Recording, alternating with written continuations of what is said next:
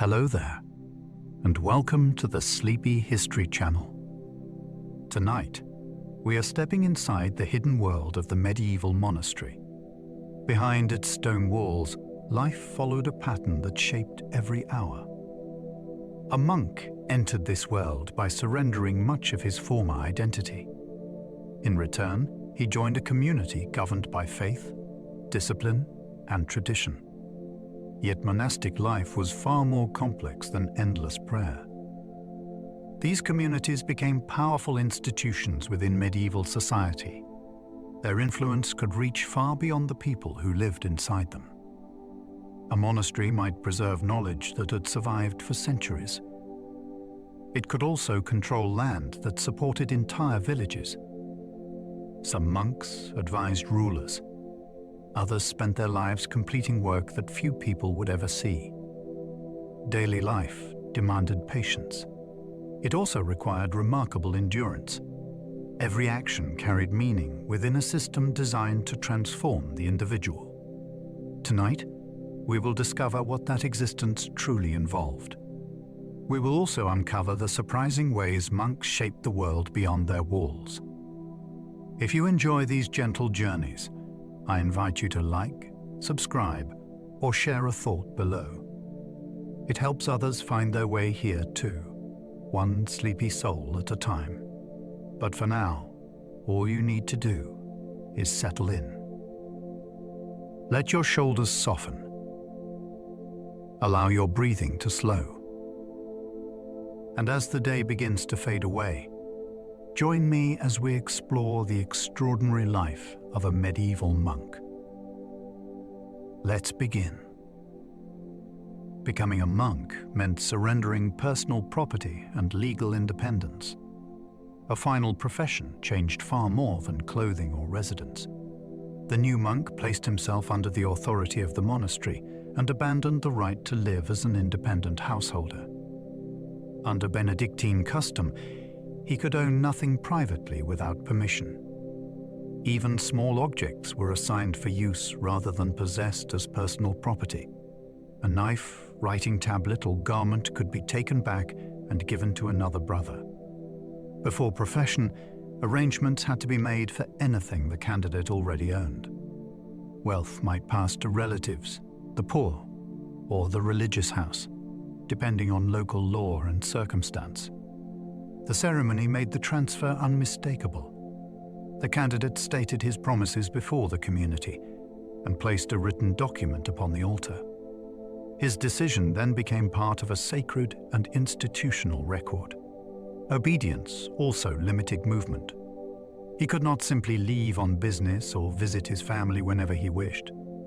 Permission shaped travel and correspondence. This surrender was intended to remove the distractions of private ambition. It also made the monk deeply dependent upon his community. The monastery now provided his necessities and governed the course of his life. Monastic life could offer remarkable security during a violent age.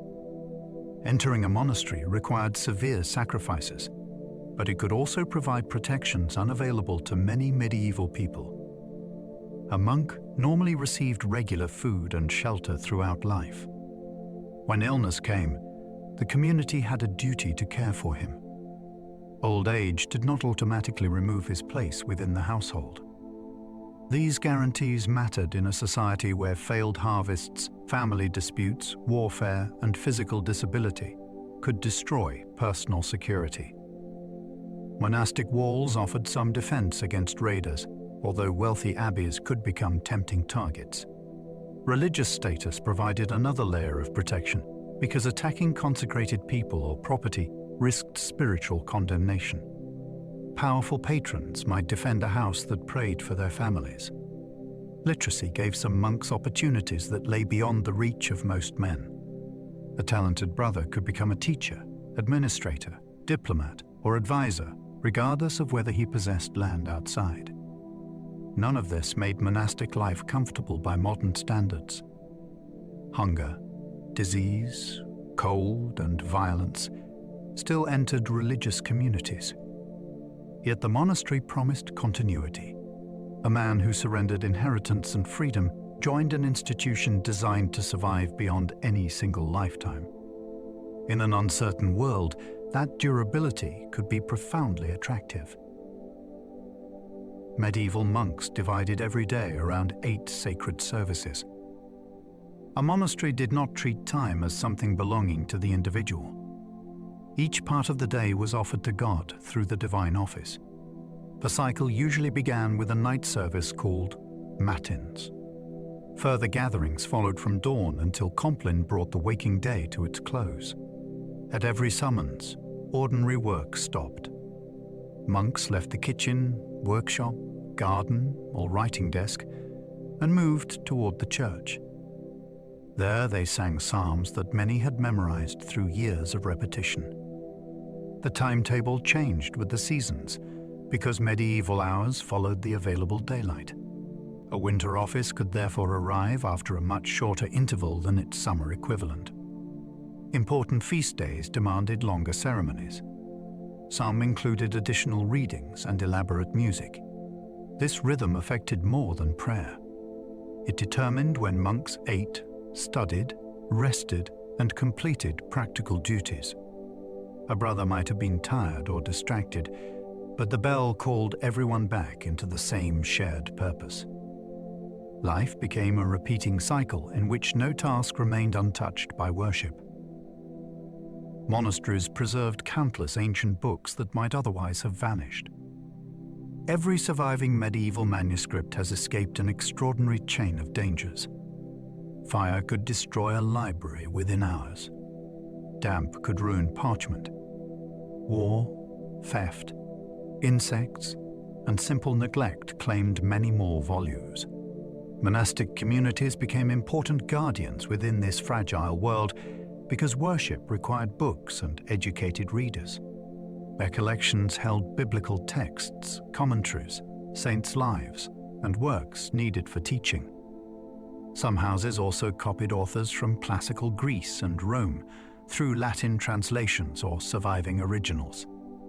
Monks did not preserve every ancient writer, and their choices were never neutral. A text usually survived because someone considered it useful enough to copy at enormous cost. Producing another version demanded prepared animal skin, specialized ink, skilled labor, and months of concentration. One damaged exemplar might be the final source available in a region. A careful copy could give its words centuries of additional life. Later monasteries sometimes exchanged volumes or borrowed them for reproduction. Through thousands of such decisions, writings crossed periods of political collapse and cultural change. The survival of a famous work could depend upon one unknown reader refusing to let it disappear. A monk's haircut publicly marked his separation from ordinary society. The tonsure turned religious commitment into something visible at a glance. In Western monasteries, hair was commonly shaved from part of the scalp, while a ring remained around the head.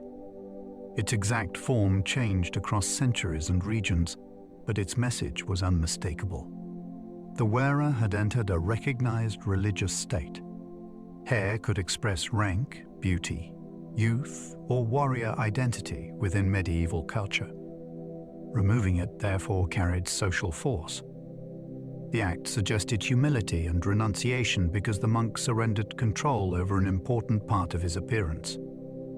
It also linked him with the wider clergy. Anyone meeting him on the road could identify his status before a word was spoken. This recognition brought expectations. A tonsured man was supposed to behave with restraint and represent his community honorably. The mark could also expose hypocrisy when conduct failed to match the appearance.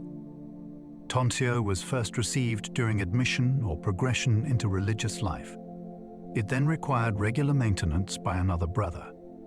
The monk's body became part of the monastery's discipline. Even when he traveled far beyond its walls, his exposed scalp announced the life he had promised to follow. Monastic bells controlled time for entire communities beyond the abbey walls. Before most people owned reliable clocks, a bell could organize the lives of everyone within hearing distance. Its sound crossed walls, fields, roads, and clustered houses. Inside the monastery, different signals summoned the brothers to worship or announced a death. Beyond the enclosure, local workers could use those same sounds to judge the progress of the day. A peasant might recognize that a service had begun without knowing an exact numerical hour. Travelers could follow the sound toward shelter. During danger, a rapid alarm might warn surrounding settlements of fire or attack. Bell ringing required skill because meaning depended on rhythm, duration, and local custom. Great bells were expensive objects. Their casting demanded large amounts of metal and experienced craftsmen. Donors sometimes paid for them in hope of spiritual benefit. Once installed, a bell became one of the loudest human creations in the landscape. Its reach made monastic worship a public event, even when outsiders could not see the ceremony.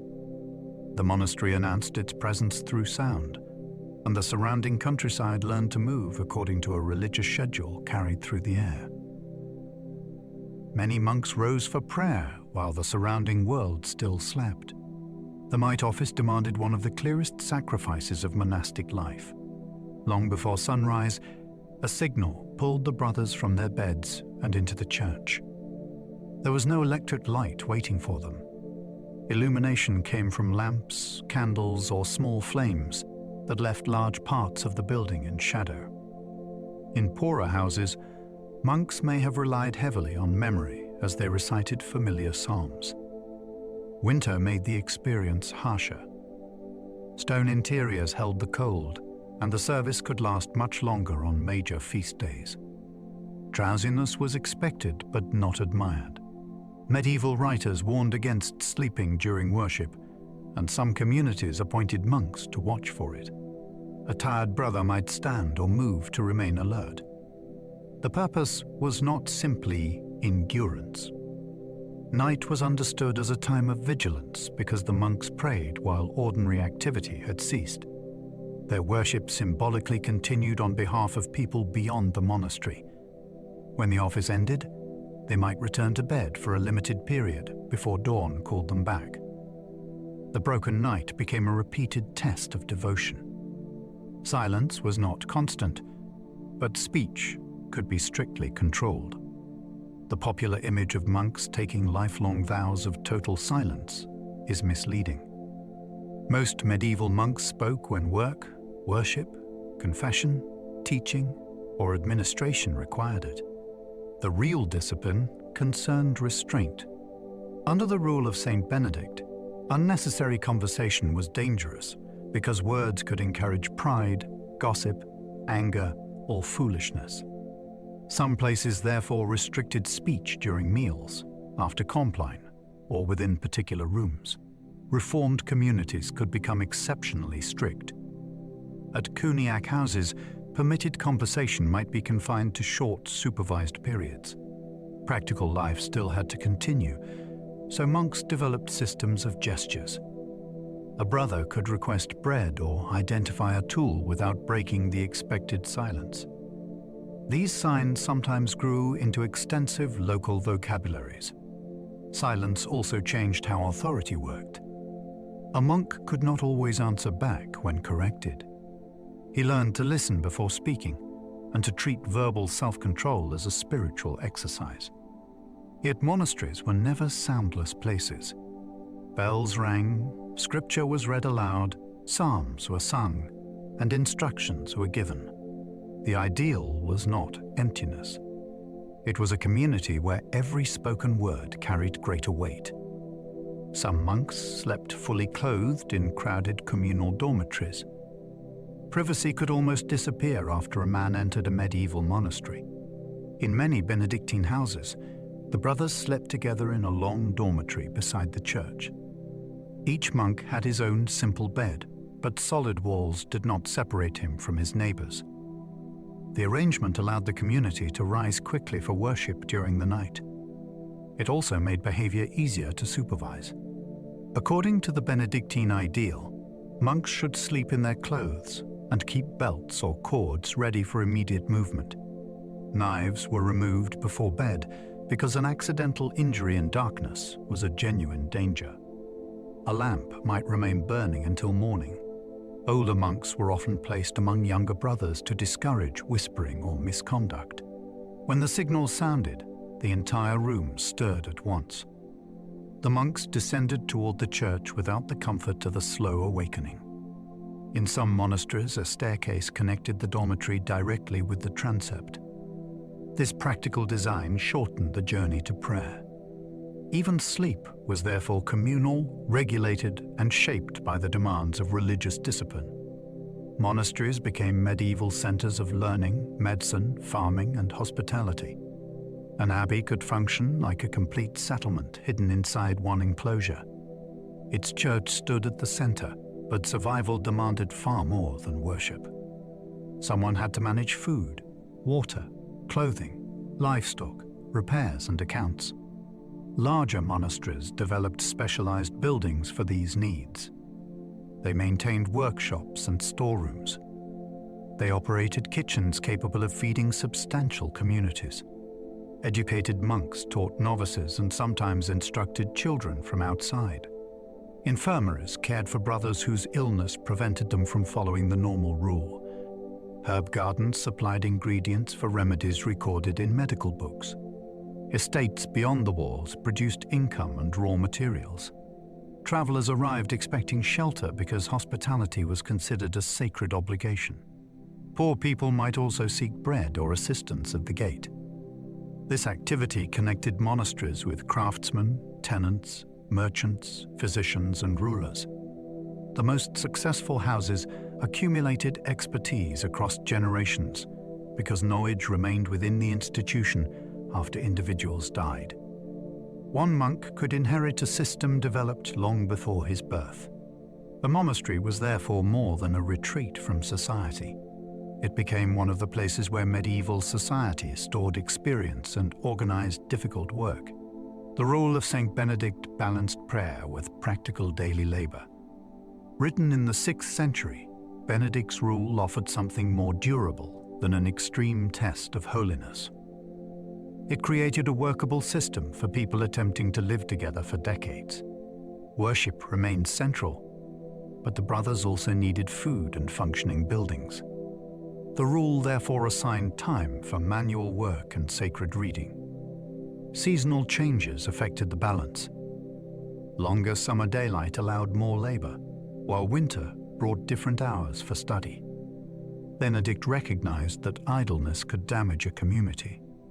Work gave structure to periods between services and supported the monastery's independence. Yet labor was not meant to become an excuse for neglecting prayer.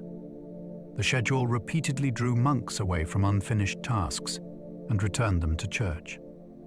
This tension produced a disciplined rhythm rather than a division between sacred and ordinary activity. A monk could serve God while harvesting crops or copying a text. The rule also made allowances for weakness. Duties were adjusted for age, illness, and local conditions. Its practical flexibility helped explain its enormous influence. Instead of demanding identical conditions everywhere, it gave abbots a framework that could survive different climates, economies, and centuries of change. A novice usually faced testing before making permanent monastic vows. A man who appeared at a monastery gate was not supposed to be admitted immediately. The rule of Saint Benedict warned communities to test newcomers rather than welcome every burst of enthusiasm. A candidate might first wait outside or remain in a guest area. This delay allowed officials to judge whether he would persevere when acceptance was not easy. Once admitted to the novitiate, he lived under supervision and learned the monastery's customs. A senior monk watched his conduct. The rule was read to him repeatedly, so that he could not claim ignorance about the life ahead. He discovered the reality behind the ideal. Worship interrupted sleep, obedience limited choice, and community living exposed habits that solitude could conceal. During this probation, the novice retained the ability to withdraw. the monastery could also reject him. Only after an extended trial did profession become possible. The final promise was therefore meant to follow experience rather than impulse. Medieval practice varied between houses, and influential candidates did not always face identical treatment. Even so, the principle remained powerful. Monastic commitment was considered too serious to accept without first testing desire against the pressure of daily reality. Some children were given to monasteries before choosing for themselves. For much of the early Middle Ages, parents could present a young child to a monastery as an oblate. The offering was religious, social, and sometimes economic. Families hoped that a child dedicated to God would bring spiritual benefit. Some also sought education or security for a son whose prospects outside were uncertain. The ceremony could include a written petition and the symbolic wrapping of the child's hand in an altar cloth. Property arrangements helped prevent the family from later reclaiming him through inheritance. Once inside, the boy learned monastic worship and discipline from an early age. The community became his school and household. Many oblates grew into committed monks because no other life was familiar to them. Others resisted a future chosen before they could understand it. Medieval thinkers eventually debated whether childhood dedication should remain permanently binding. Reformers worried about unwilling monks whose resentment harmed the community. Church law gradually placed greater emphasis on mature consent.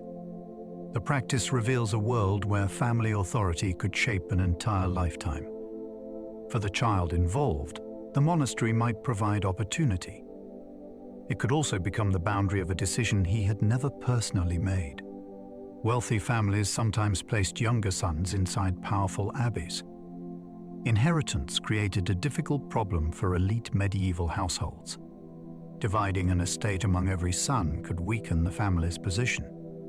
Giving most land to one heir protected its power, but younger brothers still required respectable futures. A monastery could provide one. Entry into a prestigious abbey offered education, influential connections, and the possibility of senior office. The arrangement was not merely a convenient disposal of unwanted children. Many families viewed religious dedication as honorable and believed that a monk's prayers benefited his relatives. Donations often accompanied admission. Land, money, books, or valuable objects strengthened the relationship between the abbey and its patrons. A well-born monk could later become prior or abbot. His family might then gain an ally who controlled property and enjoyed access to rulers. Such connections complicated the ideal of separation from worldly ambition. Monasteries sometimes became arenas for aristocratic influence because powerful lineages competed over appointments and patronage. The younger son who renounced private inheritance could therefore enter an institution richer than the household he left behind. His path had changed, but status did not always vanish. Inside the cloister, family background could continue shaping opportunity for years. Not every monk entered willingly, and not every monk remained. Medieval monastic records preserve a more complicated reality than perfect lifelong devotion. Some men arrived because of family pressure. Others entered during illness, grief, poverty, or fear of punishment. A few may have sought refuge from responsibilities they later wanted back. Once daily discipline replaced the original crisis, commitment could weaken. Monks escaped, requested release, or simply disappeared while traveling. Religious authorities described unauthorized wanderers as fugitives or apostates. Their departure created practical problems because the monastery had invested food, training, and resources in them. It also challenged the belief that solemn vows were permanent. Returning to ordinary society was not simple. A runaway might lack property and family support. He could face demands to return or seek formal permission from church authorities. Some monasteries received fugitives back after public correction. Others imposed penalties before restoring their place in the community. The existence of these cases reveals that the walls never erased human doubt. A man could chant beside the same brothers for years and still question his choice. Monastic identity was powerful, but it did not remove regret, restlessness, or the desire for another life. Monks could leave their communities, although departure carried serious consequences. Leaving before permanent profession was very different from abandoning vows afterward. A novice could usually walk away because his period of testing had not ended. A professed monk had publicly promised a life of obedience and stability. Departure therefore became both a legal problem and a spiritual breach. In some circumstances, church authorities could transfer a monk or release him from obligations. Serious illness, institutional conflict, or appointment to another religious duty might alter his path through recognized channels. Simply fleeing was another matter. The fugitive could be ordered back and punished by exclusion from common activities. He might lose standing within the community. Secular life also presented immediate difficulties. The property surrendered at profession did not automatically return. Marriage was forbidden while the vows remained valid. A former monk therefore occupied an uncertain position unless he gained official release. Some wanderers moved between religious houses and claimed dissatisfaction with each one. Benedict's rule viewed such instability with deep suspicion. It praised monks who remained rooted instead. Medieval evidence still shows movement, negotiation, and escape. The cloister door was physically passable. What made leaving difficult was the network of promises that followed a monk beyond it. Benedictine monks promised stability within one chosen religious community. Stability made Benedictine profession unusually specific. A monk did not promise devotion only to an abstract order. He committed himself to a particular monastery and the brothers living there. This promise confronted the temptation to search endlessly for an easier, superior, or a more impressive house.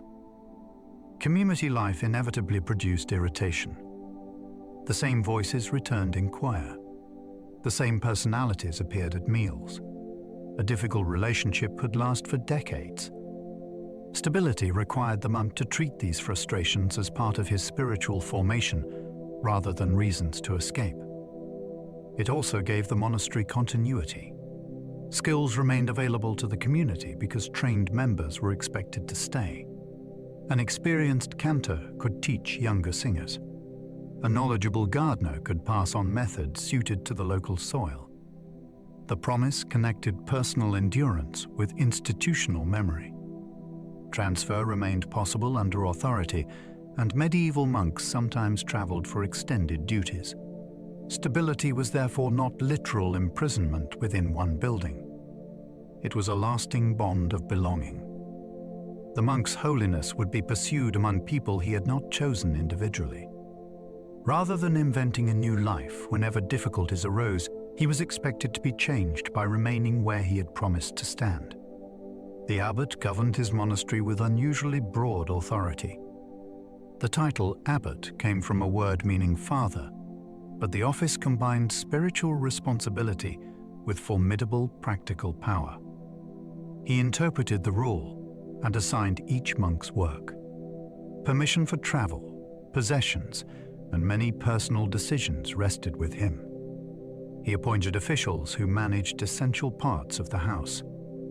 He also judged misconduct and selected punishments. In a wealthy abbey, his authority extended across estates, tenants, courts, and political relationships. Kings might seek his advice. Nobles might compete for his favor. Yet the rule did not present him as an unchecked ruler. It warned that he would answer before God for every soul under his care. He had to adjust discipline according to individual character because identical treatment could harm different people. Harshness risked breaking the weak. Favoritism threatened communal trust. The brothers often elected their abbot, although patrons and rulers sometimes interfered. Once installed, he might serve for life. A wise leader could guide a monastery through famine or conflict.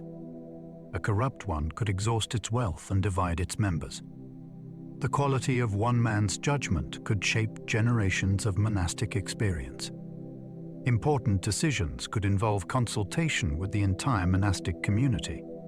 Benedict's rule required an abbot to summon all the brothers when major business faced the monastery. The instruction included younger monks because wisdom might come from someone with little seniority.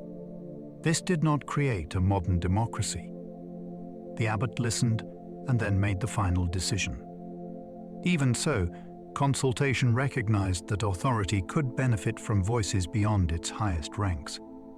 A proposed building project might affect labor and finances for years. Accepting a large donation could bring obligations hidden inside apparent generosity. Choosing a new leader concerned every person who would live under him. The chapter house became the formal setting for much communal business. There, monks heard readings and discussed matters affecting their shared life. Speaking before the abbot required discipline because debate could not become personal rivalry. The system also placed responsibility upon the superior. He could not easily claim that no warning had been offered after ignoring experienced advice. Smaller questions were discussed with senior brothers rather than the whole community. Consultation, therefore, changed according to importance. Within a life built upon obedience, the rule still preserved moments when every monk could be asked what he believed the monastery should do.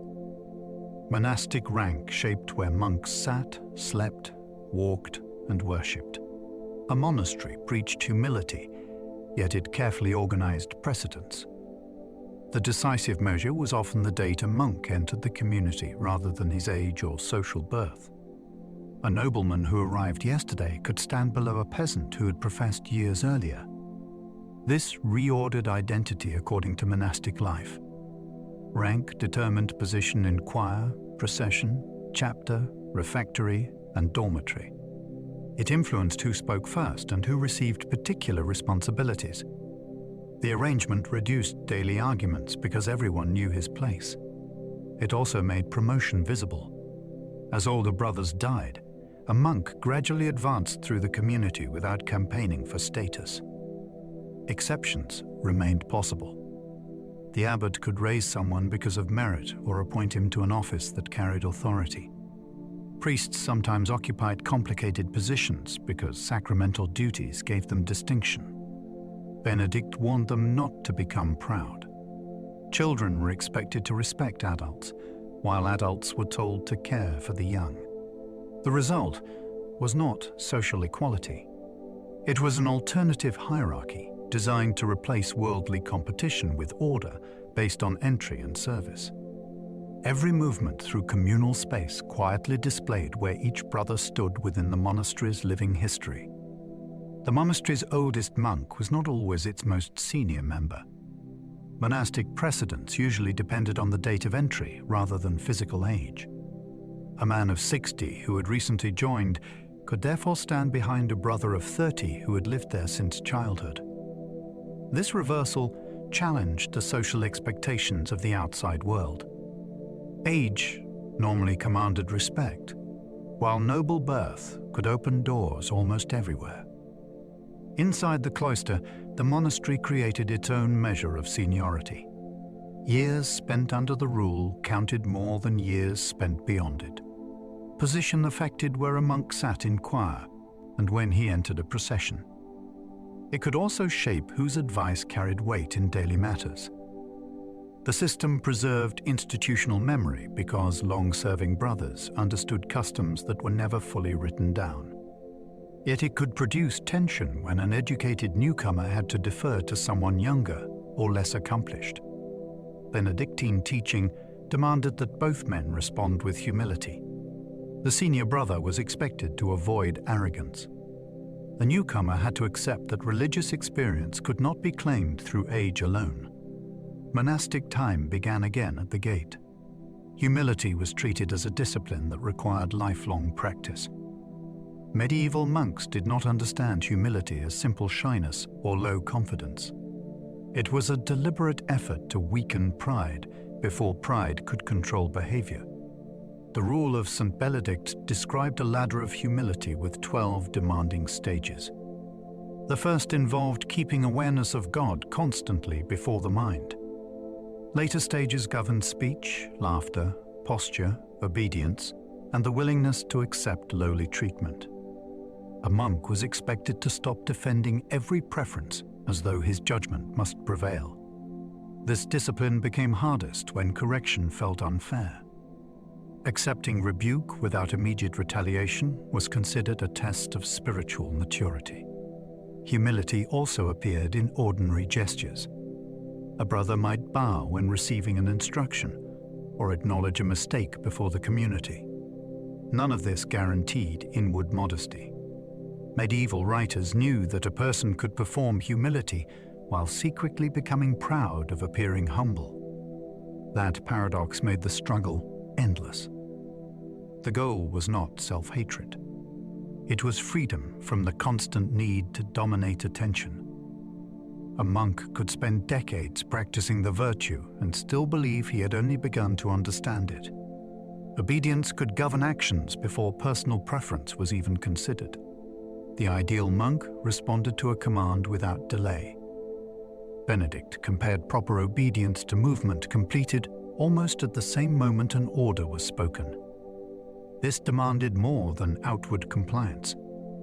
A brother who performed a task while grumbling inwardly was believed to have missed its spiritual purpose. The discipline trained him to release control over countless small decisions. He might be reassigned from skilled work to an unpleasant duty. He could be told to abandon a project before it felt complete. A superior might send him on a journey that interrupted familiar routines. Such instructions tested whether service mattered more than personal satisfaction. Medieval monasteries did not pretend that obedience was easy. Stories about exemplary monks often exaggerated impossible commands to show how completely they trusted authority. Real communities had limits because an abbot could act foolishly or unjustly. Religious thinkers debated the point at which obedience became sinful. A monk was not required to commit wrongdoing merely because he had been ordered. Even so, ordinary life allowed little room for self-direction. The repeated surrender of preference was intended to reshape the will itself. Monks confessed faults publicly during formal community meetings. The chapter house could become a place of uncomfortable honesty. At regular gatherings, brothers admitted breaches of discipline before the assembled community. These were not always grave sins. A monk might confess arriving late to worship or damaging a tool through carelessness. He could acknowledge speaking when silence had been required. The purpose was correction rather than dramatic humiliation, although the experience could still feel severe. Public confession made private behavior accountable to communal standards. It also prevented resentment from remaining hidden when one brother had disrupted the life of others. In some houses, monks were permitted to report faults they had observed. That practice carried obvious dangers because accusation could become personal revenge. Rules therefore tried to control when and how such claims were made. The abbot or prior decided what response was appropriate. A minor lapse might bring a short prayer or apology. Repeated misconduct could lead to stronger discipline. Confession also reminded powerful officials that rank did not place them beyond correction.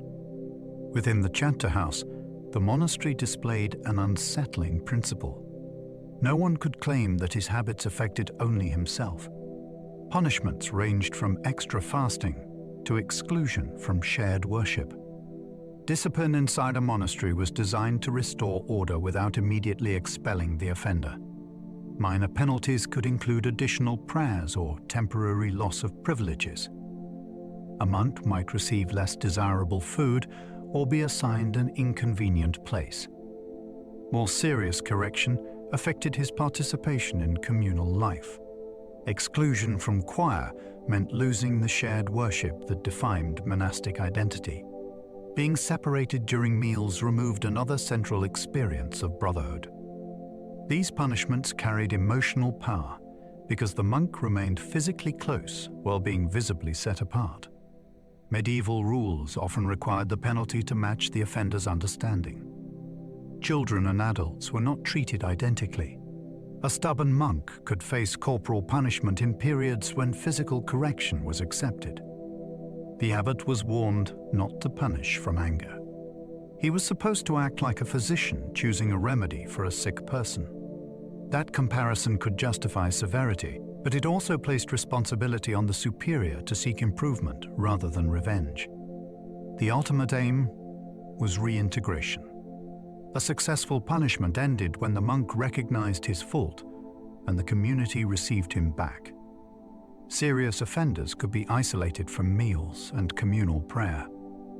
Excommunication within a medieval monastery did not always mean permanent expulsion from the church. It often described an internal penalty that cut a monk off from the community's central activities. The offender might eat alone after everyone else had finished. He could be barred from leading readings or participating fully in the choir. Other brothers were sometimes forbidden to speak with him unless authorized. This social silence made the punishment difficult to ignore. The monk still inhabited the monastery, but the bonds that gave his life meaning had been suspended. The rule distinguished between lesser and greater forms of exclusion. A smaller offense might remove someone only from the common table. A grave breach could separate him from both worship and meals. Compassion remained possible. The abbot could send trusted senior monks to encourage repentance privately. Benedict feared that excessive despair might drive an offender further away. The process therefore combined isolation with attempts at recovery. When reconciliation finally came, it could involve a formal act of submission before the community. Restoration was not casual. The monk visibly crossed back into the shared life he had temporarily lost. Medieval monasteries maintained detailed rules for welcoming unexpected guests. An arriving stranger could disrupt an institution built around fixed routines. Even so, hospitality was treated as a religious duty rather than an optional courtesy. Porters watched the entrance and responded when travelers called.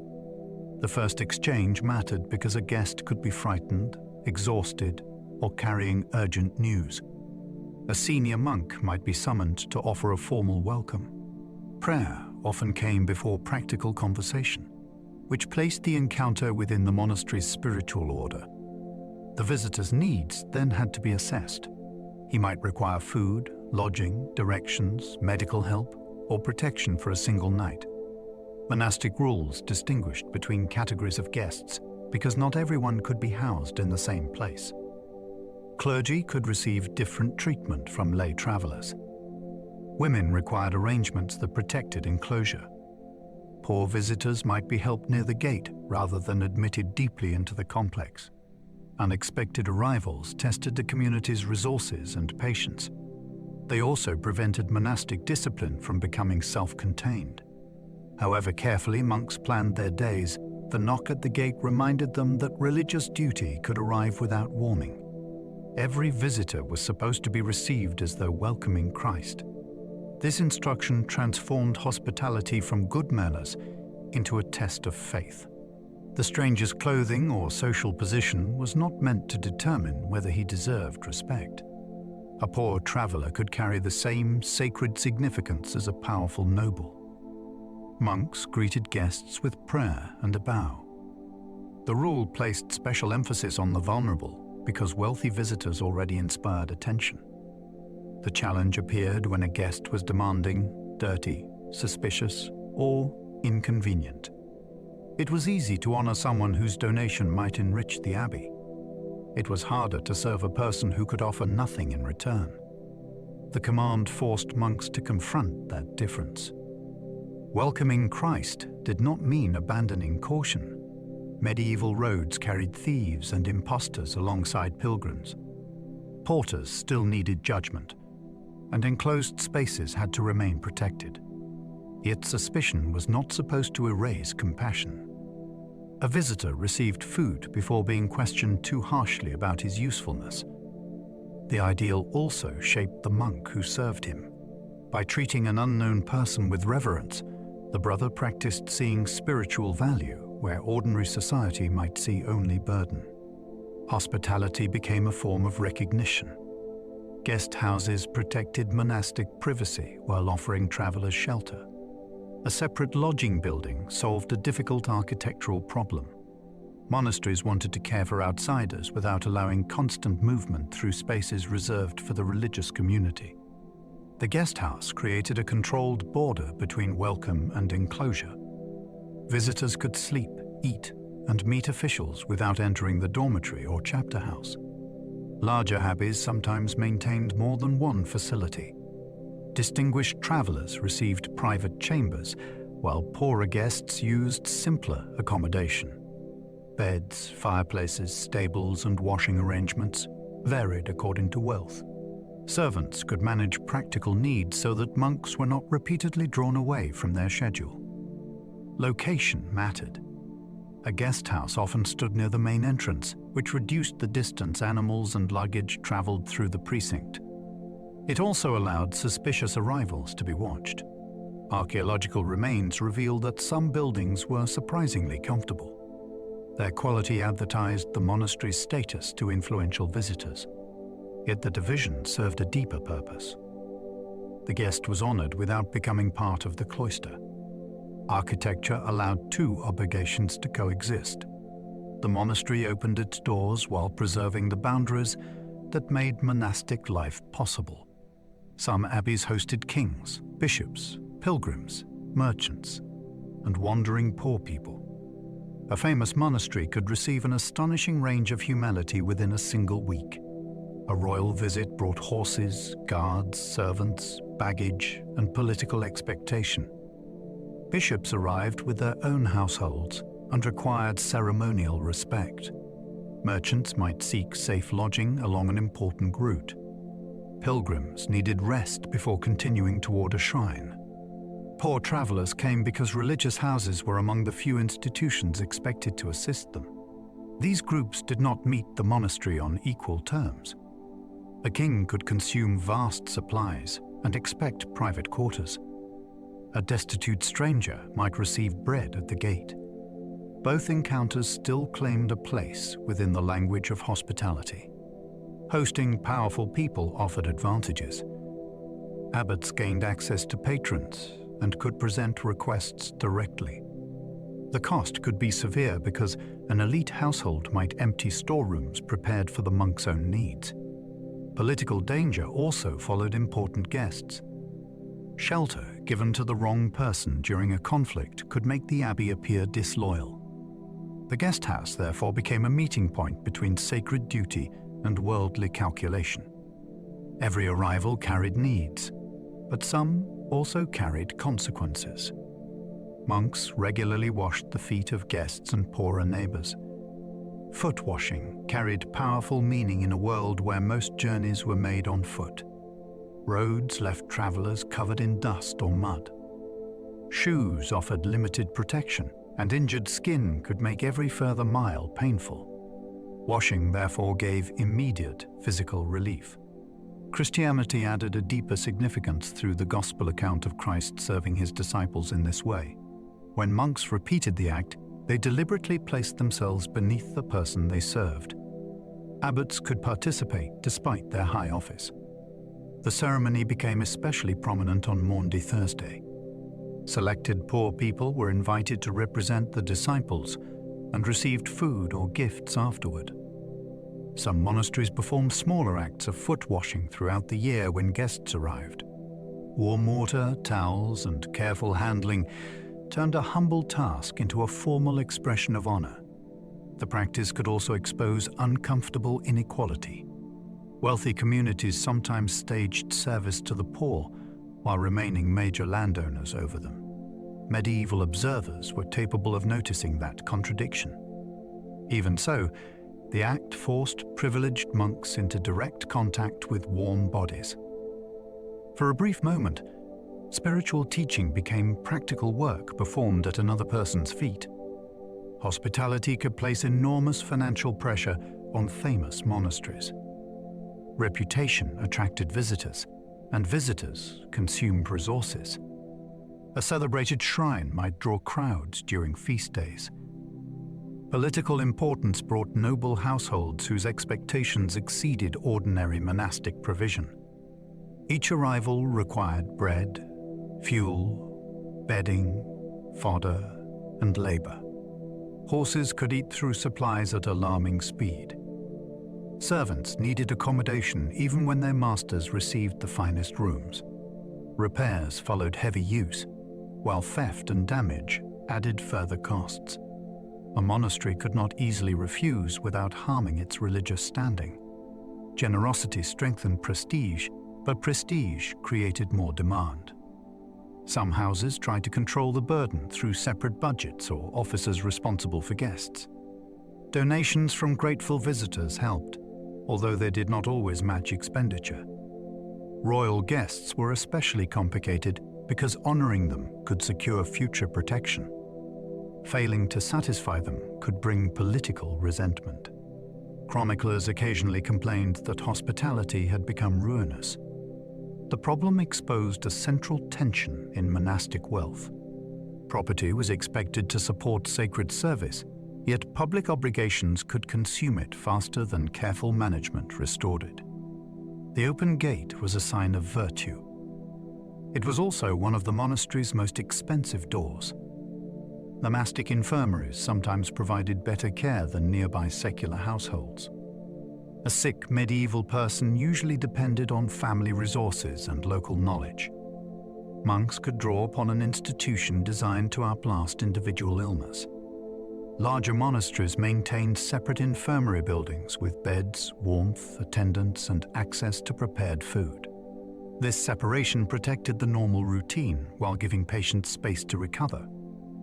An infirmera supervised practical treatment. He might consult written remedies or call an outside physician when expertise was available. Clean linen and regular meals were significant advantages in an age when many homes possessed little surplus.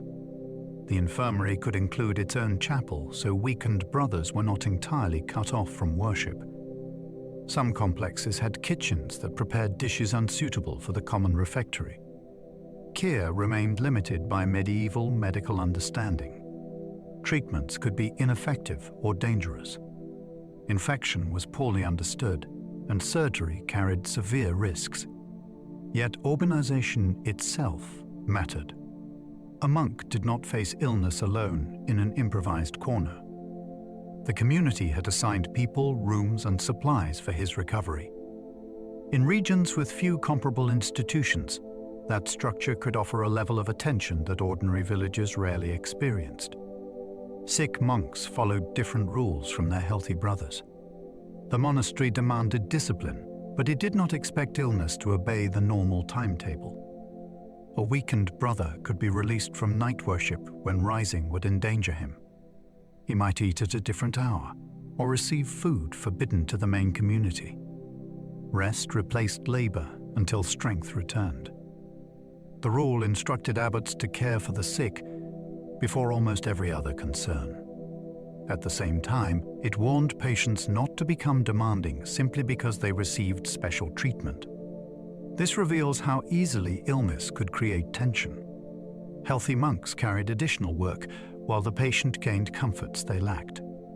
The infirmary therefore operated under its own balance of compassion and restraint. A brother recovering slowly might fear being judged as lazy. Another could exaggerate symptoms to escape an unwanted duty.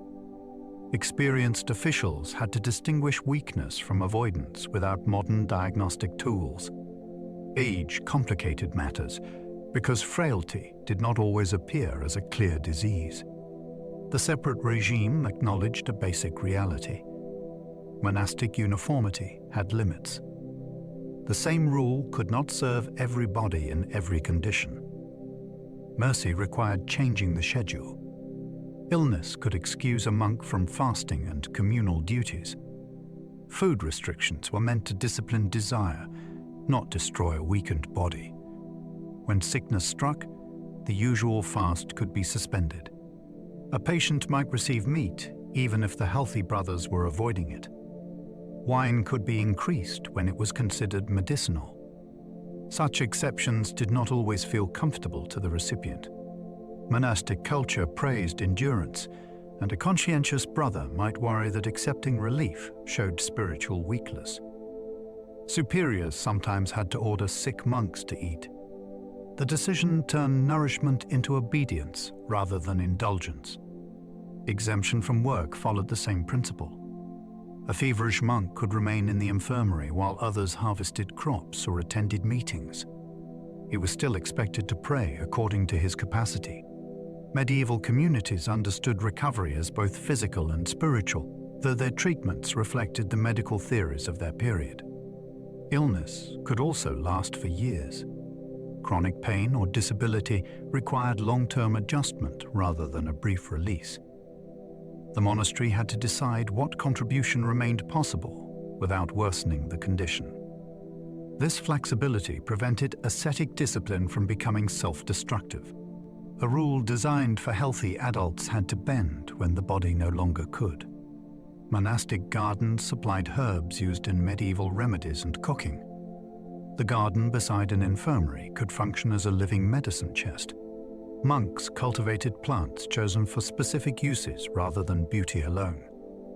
Sage appeared in preparations for digestion. Fennel served both kitchen and healing practices. Rue, mint, and horehound entered remedies shaped by inherited medical traditions. The same herb could season food, freshen a room, or become part of a poultice. Gardeners needed practical knowledge because harvesting at the wrong stage could weaken the plant's effect. Roots, leaves, flowers, and seeds were collected differently. Some ingredients were dried for winter. Others were mixed fresh with honey, wine, vinegar, or animal fat. Climate limited what each monastery could grow. Expensive substances still had to arrive through trade. Written herbals helped identify plants, but illustrations were not always reliable. Local experience therefore mattered enormously. A mistaken identification could make treatment useless or dangerous. The garden also provided a controlled environment where useful species remained close at hand. Its neat beds represented more than cultivation. They showed an attempt to organize nature into remedies that could be prepared when illness entered the community. Some monks copied medical knowledge alongside prayers and classical philosophy. A scriptorium could preserve treatments as carefully as theology. Medical manuscripts gathered ideas from Greek, Roman, Arabic, and early Christian traditions. Monks copied descriptions of symptoms, dietary advice, herbal recipes, and theories about the body's internal balance. They did not always understand every source in the same way its original author had intended. Errors entered through damaged exemplars or uncertain translation. Yet copying made knowledge portable across centuries. A remedy recorded in one region could later appear far away after a manuscript traveled. Marginal notes reveal readers comparing instructions with practical experience. A monk might add a local plant name beside a formal Latin term. Another could mark a treatment as useful. Classical medicine often explained health through 4 bodily humors. This framework shaped decisions about food, climate, age, and season. Religious belief did not replace medical reasoning. Prayer and treatment could operate together because disease was understood on several levels. The manuscript became a meeting place for inherited learning and observation. Through patient reproduction, monasteries helped carry medical thought into schools that eventually developed beyond the cloister. A copied page could influence healers generations after its scribe was forgotten. Bloodletting was scheduled as a routine treatment in certain monasteries. A healthy monk might lose blood not because he was injured, but because medicine advised it. Medieval theory taught that an excess or imbalance of bodily humors could produce disease. Removing blood was believed to restore order and prevent future illness. Some monasteries arranged regular sessions several times a year. Groups of brothers entered a designated room where a vein was opened with a small blade.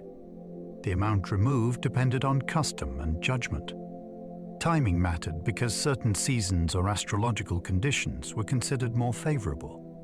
Manuals warned against opening particular veins on dangerous days. The procedure carried genuine risks. Weakness, infection, and excessive bleeding could follow. Still, bloodletting remained credible because it fitted the dominant explanation of how the body worked. Monastic scheduling made the practice unusually organized. It became part of the annual rhythm rather than an emergency response. The treatment also created a temporary change in status. A bled monk required recovery and could not immediately resume normal strain. What modern listeners may hear as alarming was experienced as preventive care. The blade entered the body in the hope of preserving health. After bloodletting, monks could receive extra food and temporary rest. Recovery from bloodletting created an unusual interval within the disciplined monastic year. A brother who had undergone the procedure might be excused from demanding work and lengthy services. He could rest in a special room with others treated at the same time. Better food helped restore strength. Depending on local custom, the allowance might include eggs, fish, richer bread, or additional drink. Conversation could become less restricted during this period. The result resembled a small, sanctioned retreat from ordinary severity. Some monks may have welcomed the treatment partly because of these comforts. Administrators understood that temptation and tried to prevent unnecessary bleeding. The recovery days still had a medical justification. Faintness was common after losing blood, and exertion could worsen it. Warmth also mattered because the patient was believed to be physically vulnerable. Once the allotted period ended, he returned to the normal regime. This brief privilege reveals the flexibility hidden inside monastic discipline. A community known for restraint could deliberately provide abundance when health required it. The contrast also made ordinary life feel sharper. A richer meal tasted different when it appeared only after the opening of a vein. Monastic diets were strict, but rarely as simple as legends suggest. The image of monks surviving on bread and water hides enormous variation. Diet depended on period, region, religious order, wealth, and season. A modest house might rely heavily on grain, beans, onions, and whatever its estates could supply. A prosperous abbey could purchase imported ingredients and maintain specialized kitchens. Eggs, cheese, fruit, and pottage appeared frequently where rules allowed them. The quality of bread changed according to status and available flour. Wine dominated in some regions, while ale was more practical elsewhere. Religious restraint affected quantity as well as ingredients. Meals could be reduced during fasting seasons. On feast days, the table expanded to reflect celebration. Individual needs also mattered. Children, elderly monks, workers, and patients might receive different portions. Archaeological evidence sometimes reveals diets richer than written ideals suggest. Animal bones found near monasteries show that regulations were interpreted creatively. Rules also changed over time. A restriction that began as severe could acquire exceptions until ordinary practice looked very different. Monastic eating was therefore neither constant deprivation nor endless indulgence. It was a negotiated system where theology met appetite, climate, health, and economics. Meat from four-legged animals was often restricted inside the refectory. The rule of Saint Benedict denied the flesh of quadrupeds to healthy monks. This removed familiar meats such as beef, pork, mutton, and venison from the common dining hall. The restriction reflected ascetic suspicion toward rich foods that were believed to encourage bodily desire. It also distinguished monastic eating from aristocratic feasting, where roasted animals displayed status. The wording left room for interpretation. Birds were not four-legged, so poultry sometimes escaped the ban. Sick brothers could receive meat in the infirmary because recovery took priority over normal restraint. Later monasteries created separate rooms where permitted exceptions gradually expanded. A dish consumed outside the refectory might be treated differently from the same dish served within it. Critics recognized the loophole and accused comfortable monks of obeying the letter while abandoning the purpose. Reform movements repeatedly tried to restore stricter practice. The rule never made meat unknown within every monastery. Hunting rights, estate production, gifts, and medical allowances kept it present. What mattered was the symbolic boundary. The shared table was supposed to display moderation, even when kitchens elsewhere in the complex told a more complicated story. Fish became especially important wherever monastic rules limited ordinary meat. Medieval dietary categories placed fish outside the restrictions governing four-legged animals. This made it invaluable during fasts and throughout communities committed to avoiding meat. Monasteries invested heavily in dependable supplies. Coastal houses drew from nearby waters, while inland abbeys created artificial ponds. These managed pools could hold carp, pike, eel, or other species suited to local conditions. Building them required dams, channels, labor, and careful control of water levels. Fish ponds therefore represented both religious observance and impressive engineering. Preservation extended availability beyond the catch. Fish could be salted, dried, smoked, or transported in barrels. Wealthy houses purchased prestigious varieties from distant markets. Demand shaped landscapes because streams were redirected and wetlands managed for production. Arguments sometimes erupted over fishing rights when monastic estates controlled valuable rivers. Fish was not automatically considered humble fare. Large specimens and elaborate sauces could turn a permitted meal into a luxury. Reformers complained when fasting became an excuse for expensive alternatives. Even so, the dependence was practical.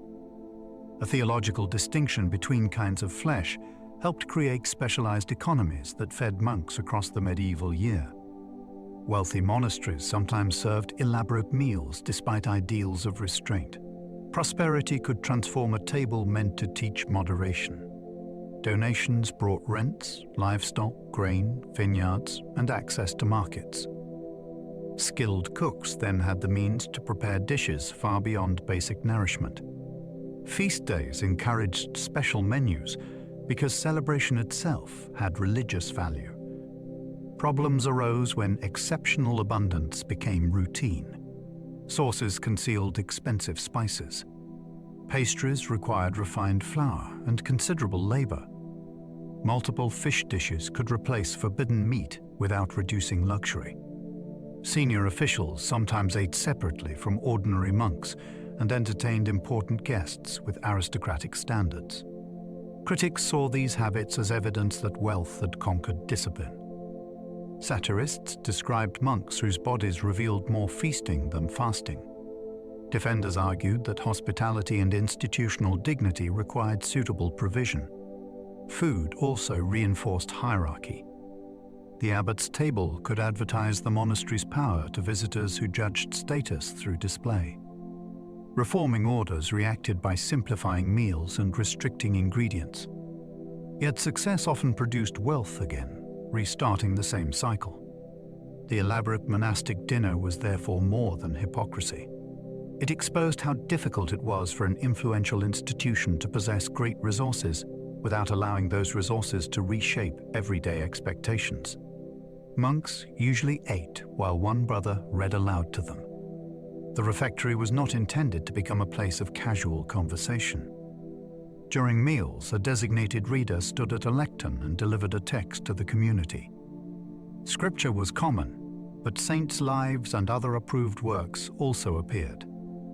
The brothers consumed instruction alongside food. This arrangement protected silence and turned eating into part of religious formation. reading clearly in a large stone room demanded training. The reader needed enough volume to carry above benches, bowls, and movement. He also had to maintain a pace that listeners could follow. Some monasteries gave him food before or after the main meal so hunger would not weaken his performance. Selection for the role recognized literacy and vocal control. The text could match the liturgical season or prepare the community for an approaching feast. Listening was itself a discipline. A tired monk could not easily ask for repetition. He had to attend while managing his meal without unnecessary noise. The practice also created a shared intellectual experience because everyone heard the same passage at once. The dining hall became a classroom where the lesson continued until the final dish disappeared. Hand signals allowed necessary communication during silent communal meals. A silent table still required requests. Someone needed more bread. A jug had to be passed. A missing spoon could not remain missing because speech was restricted. Monks solved this problem through conventional gestures. A sign might imitate the shape or action associated with an object. Fingers moved as though cutting could indicate a knife. A motion near the mouth could request a particular food. Systems differed between monasteries, and some grew remarkably detailed.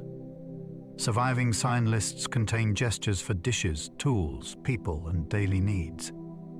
Learning them became part of adapting to the community. The language was practical, but it could also invite playfulness. Medieval critics worried that gestures allowed jokes or gossip to continue without words. Rules therefore tried to limit signs to necessity. Misunderstandings must have occurred when a movement resembled several meanings. A newcomer could request the wrong item and expose his inexperience to the whole table. The system reveals how discipline encourages invention. Silence did not remove communication. It pushed communication into the body. Across the refectory, hands carried brief messages, while the official reader's voice remained the only speech permitted. Bread and ale were everyday staples in many northern monasteries. Grain formed the foundation of monastic survival. Bread delivered reliable energy and could be produced in large quantities from estate harvests. Quality depended on the flour. Fine white loaves required more processing and often indicated privilege. Darker bread retained more of the grain and appeared on ordinary tables. Ale supplied calories as well as liquid. In regions where grapes grew poorly, brewing made practical use of barley and oats. Strength varied, so everyday ale could be much weaker than modern commercial beer.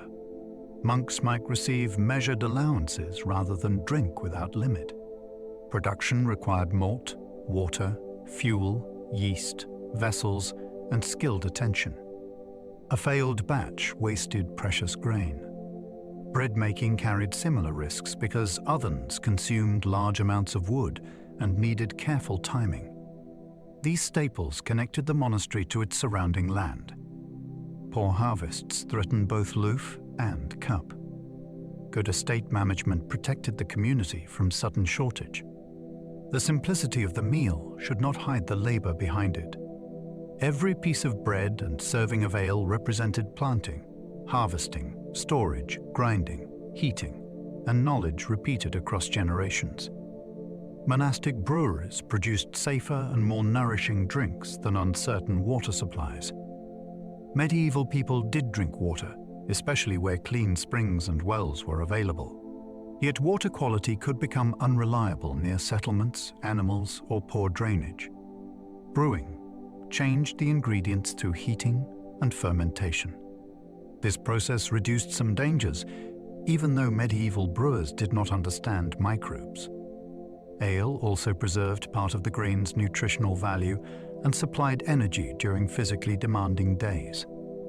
Monasteries were well placed to produce it consistently because they controlled land, storage, equipment, and trained labor.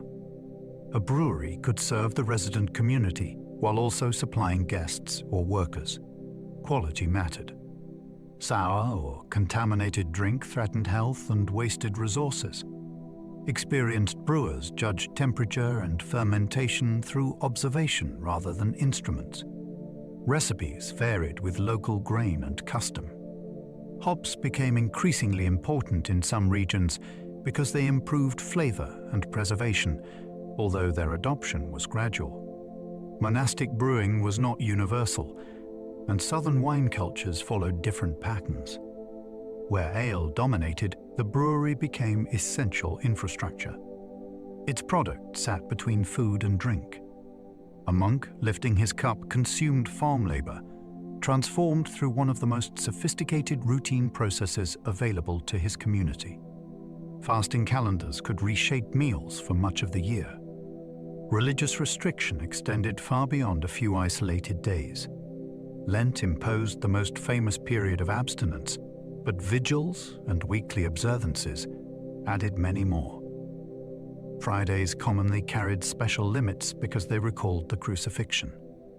Some communities also restricted food on Wednesdays or during Advent. The exact burden changed across centuries and orders. On a fasting day, the number of meals might be reduced. Eating could be delayed until a later hour. Certain ingredients disappeared, while permitted substitutes became essential. The calendar therefore influenced planting, purchasing, storage, and kitchen planning long before a fast began. Cooks needed enough suitable food to sustain men who still had duties to perform. Wealthy houses could make abstinence comfortable through variety. Poorer monasteries faced genuine strain when local supplies narrowed. Age and health created exceptions, which required separate preparation. Feast days then reversed the pattern with expanded portions or distinctive dishes. Monastic appetite moved through a cycle of restraint and celebration shaped by theology. The year was tasted as well as prayed. A monk could recognize the season not only from the services, but from what did or did not appear before him. Spices reached some monastic kitchens through surprisingly distant trade networks.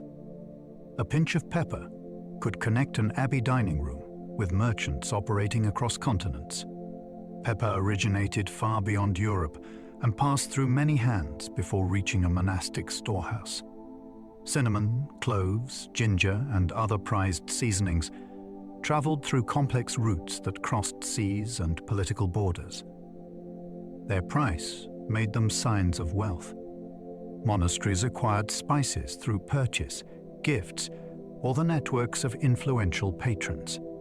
They entered medicinal preparations as well as cooking. Medieval theories assigned warming or drying properties to particular ingredients, so flavor and health were closely linked. In the kitchen, spices could enrich sauces or make preserved foods more appealing. They were not normally used to disguise rotten meat, despite a persistent modern myth. Expensive seasoning would have been wasted on food already unsafe to eat. Account books sometimes record quantities that reveal substantial consumption in elite houses. Reformers viewed excess with suspicion because imported luxury conflicted with ideals of simplicity. Yet even a strict community needed certain substances for recognized treatments. The spice chest therefore held more than flavor. It contained evidence that monastic life was connected to a commercial world stretching far beyond the cloister. Food leftovers were carefully managed because waste carried moral meaning. Throwing away edible food could appear sinful in a community that preached stewardship. Monastic rules encouraged officials to measure portions carefully and prevent careless loss. Uneaten bread held particular importance because it represented both daily survival and sacred symbolism. Scraps could be collected for the poor at the gate. Other remains fed servants, animals, or later dishes when safe reuse was possible. Kitchens turned bones and vegetable trimmings into broth. Stale bread could thicken pottage. Storage protected surplus from damp, rodents, and insects. Waste still occurred, especially in wealthy houses serving unpredictable numbers of guests. The moral problem became sharper when abundance inside the walls contrasted with hunger outside them. Almsgiving offered one response. Designated officials distributed food without emptying supplies needed for the community's future. This required judgment because generosity today could create shortage tomorrow. Spoiled food also had to be recognized before it caused illness. Medieval preservation methods extended usefulness through salting, drying, smoking, and careful cellaring. Managing leftovers was therefore not a trivial kitchen concern. It brought economics, charity, hygiene, and religious conscience together around whatever remained after the meal. The monastery's cellarer managed supplies, servants, workshops, and extensive estates. The cellarer held one of the most demanding offices in the entire community. He was responsible for keeping daily life supplied without allowing waste or disorder. Grain had to reach the bakery before stores ran low. Firewood needed to be available through winter. Clothing, tools, livestock, and household equipment all required attention. In a large abbey, the work extended far beyond a single storeroom. The cellarer supervised lay workers and negotiated with merchants. He monitored income from distant properties and arranged transport across difficult roads. A failed harvest could force him to purchase food at rising prices. A royal visit could suddenly multiply demand. Benedictine teaching instructed him to treat the monastery's objects as though they belonged to the altar. This made practical care a spiritual obligation. He was also expected to respond patiently when monks requested necessities. Refusing too harshly could damage the community. Giving too freely could empty its reserves. The office demanded memory, judgment, and an exceptional understanding of people. Behind every orderly meal stood a man calculating how the monastery would survive the months ahead. A skilled cellarer could influence daily life almost as much as the abbot. Authority did not always come from the most visible office. The cellarer controlled access to many things that made monastic life bearable. A monk needing new shoes depended upon his decision. A kitchen waiting for supplies depended upon his planning. Servants and estate officials brought problems to him before those matters ever reached the abbot. This placed the cellarer at the center of an enormous flow of requests. His temperament could shape the mood of the monastery. A patient official reduced frustration by answering quickly and explaining shortages. A suspicious one could make every request feel like an accusation.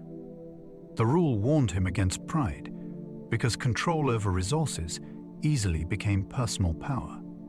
He was not supposed to favor friends or punish enemies through distribution. His records also gave him knowledge that few brothers possessed. He knew which estates were profitable and which debts remained unpaid. During a crisis, the abbot relied on that information. A gifted cellarer could protect the house from famine or financial collapse. An incompetent one could create scarcity even when the monastery owned abundant land. Many monks performed administrative work rather than heavy manual labor. The phrase monastic labor often suggests brothers digging fields from sunrise until evening. In many established houses, the reality looked very different. Educated monks spent large parts of the day managing records and correspondence. They prepared leases and tracked rents owed by tenants. They answered letters from bishops or patrons. Some organized worship or supervised the copying of books. Others managed legal disputes over property boundaries. These tasks could be exhausting without appearing physically dramatic. A single mistake in a charter might cost the abbey valuable land. Poor accounts could hide theft for years. Administrative work also required travel. A monk might inspect an estate or attend a court where ownership was being challenged. The growth of monastic property made such expertise increasingly important. Hired laborers and dependent tenants performed much of the agricultural work. Monks still helped with practical tasks during emergencies or symbolic occasions. Yet the largest institutions functioned through paperwork as much as prayer. Their survival depended upon brothers who understood law and local custom. The monastery's power rested partly on men who could turn memory into written evidence. Lay brothers handled much of the farming in certain religious orders. Some medieval communities divided their members into choir monks and lay brothers. Choir monks followed the full cycle of services and usually received formal education. Lay brothers made simpler religious promises and devoted more time to physical labor. They worked fields or tended livestock. They also managed distant farms called granges. This arrangement became especially important among the Cistercians. Their monasteries often stood in places requiring major development before the land could support a community. Lay brothers allowed the choir monks to maintain lengthy worship without depending entirely on hired workers. These men were not ordinary servants. They belonged to the religious house and wore distinctive clothing. Their spiritual routine was shorter because many could not read Latin. Instead of singing every office, they recited memorized prayers. The system created tension because the two groups did not share equal status. Lay brothers could become numerous and economically essential while remaining excluded from major decisions. Some rebelled when conditions became harsh. Their labor powered the success of famous abbeys. Yet their names were recorded far less often than those of the educated monks they supported. Cistercian monasteries transformed remote landscapes through organized agriculture. Cistercians often selected sites that appeared distant from crowded centers. Their ideal praised withdrawal, but isolation created practical challenges. Wet ground had to be drained. Woodland needed clearing. Water supplies required careful control. The monks and their labor force approached these problems systematically. They surveyed land and divided it into specialized units. Streams were channeled toward mills or workshops. Pasture was expanded where sheep could thrive. Remote farms connected the abbey with territories spread across a wide region. This work did not always begin on untouched wilderness. Some chosen landscapes already supported local communities. Monastic expansion could displace residents or alter long-established rites. The celebrated image of monks making barren land productive therefore hides a more complicated history. Their success came from organization as much as effort. One abbey could coordinate labor across several estates and reinvest profits into further development. Knowledge moved between Cistercian houses through a tightly connected order. Techniques proven in one valley could influence another foundation far away. Over time, the supposedly secluded monastery became the center of a managed landscape whose roads and waterways bore the marks of monastic planning. Monastic estates introduced mills, fish ponds, drainage systems, and specialized workshops. A large abbey reshaped its surroundings through infrastructure that served both survival and profit. Watermills ground grain far faster than hand labor. Their construction required channels and dams that redirected streams. Fish ponds created a controlled food supply for fast days. Drainage opened wet ground to cultivation or pasture. Workshops turned raw materials into usable goods close to the monastery. Smiths repaired tools and produced fittings. Tanners prepared leather. Fullers treated cloth after weaving. Some houses operated kilns or quarries that supplied major building projects.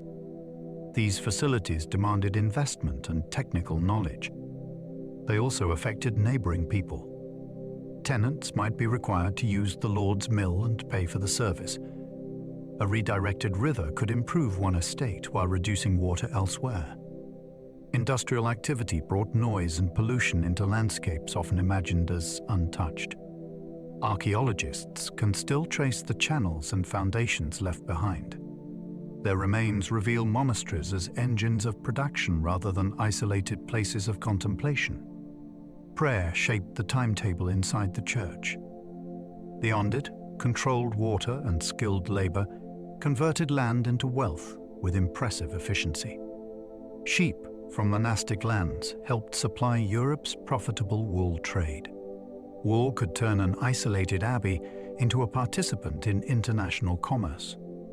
Sheep thrived on upland pasture, but was less suitable for grain. Their fleeces were collected each year and prepared for sale. English monasteries became especially important suppliers to cloth-making regions across the Channel. Merchants purchased large quantities in advance. Some offered credit that tied future harvests to current debts. Quality mattered because different landscapes produced fibers suited to different textiles. Monastic organization allowed flocks to be managed on a scale beyond many individual farmers. Shepherds moved animals between seasonal grazing grounds. Estate officers recorded numbers and losses. Disease or severe weather could still destroy expected income. When trade prospered, wool profits funded building and expansion. The demand for pasture could also create conflict. Communities lost access to common land when powerful landlords enclosed or reorganized it for sheep. The soft material used for clothing, therefore, carried a harder economic history. A monk might never visit the distant city where his abbey's wool was woven. Yet the wealth created by those fleeces could shape the church in which he worshipped. Some monasteries became powerful landlords over entire villages and forests. Land donations accumulated gradually until certain abbeys controlled territories larger than small secular lordships. A monastery might own the fields around several settlements. It could claim woodland rights and river access. Courts held under its authority settled disputes among tenants. Estate officials collected payments and enforced obligations. The monks themselves rarely managed every village directly.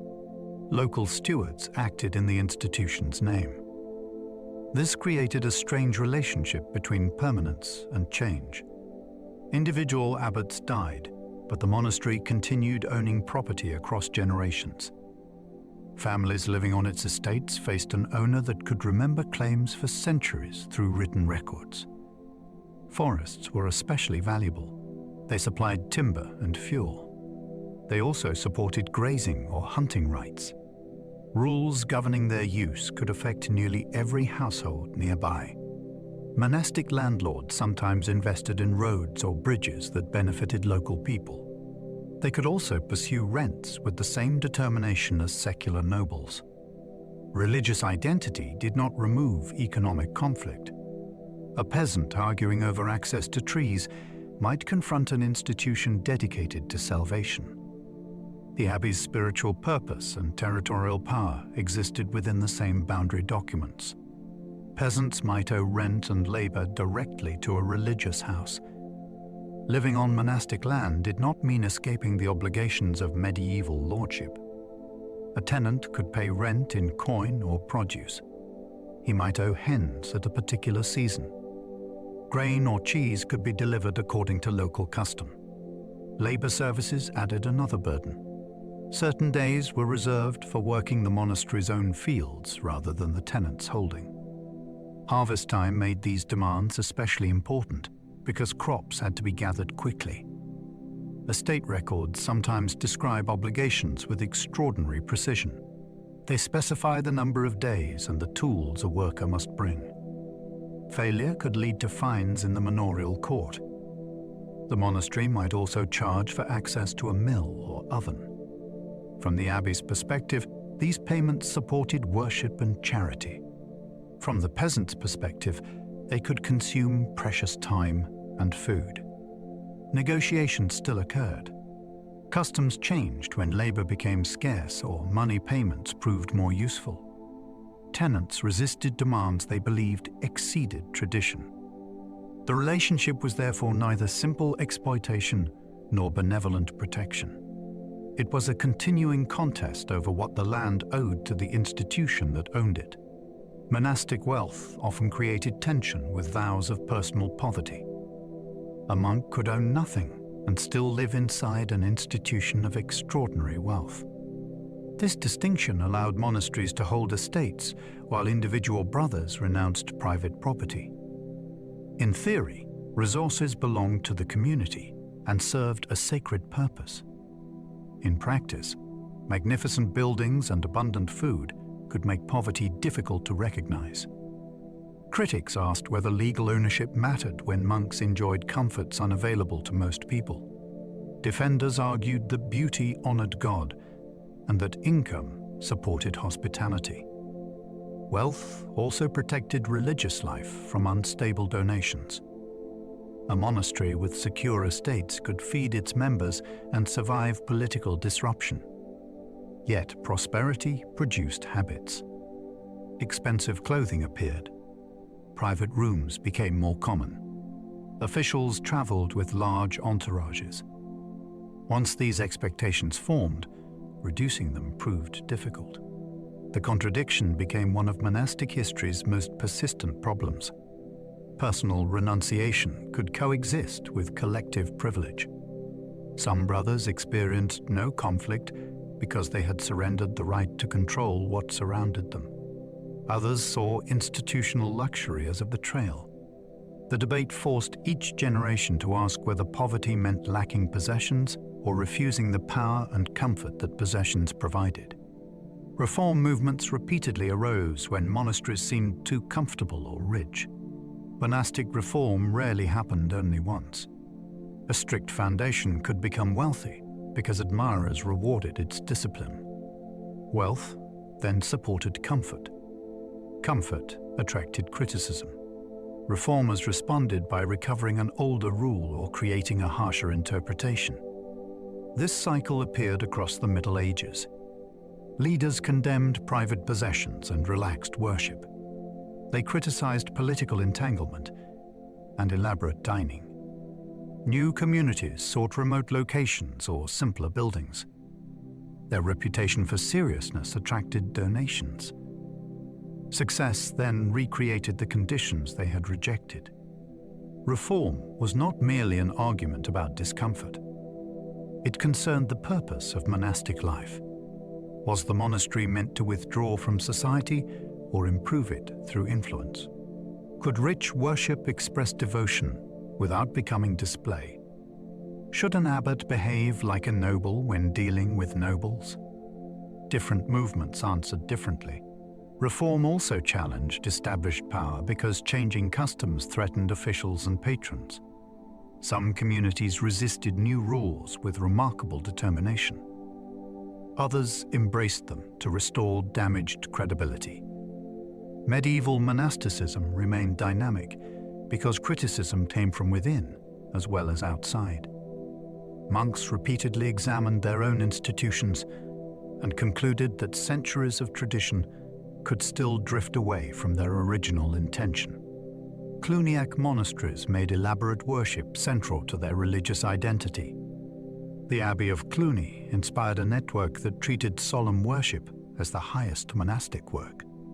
Its monks expanded the liturgical day with additional psalms and commemorations. They prayed repeatedly for the dead. Benefactors supported these services because they hoped monastic intercession would assist their souls. The church required trained singers and carefully prepared books. Processions gave movement to major feasts. Precious vessels and rich vestments expressed honor toward the sacred ceremony. Critics later portrayed this devotion as excessive, but the Cluniac vision had a clear logic. If worship was offered to God, it deserved the community's finest effort. The enormous schedule left less time for manual labor.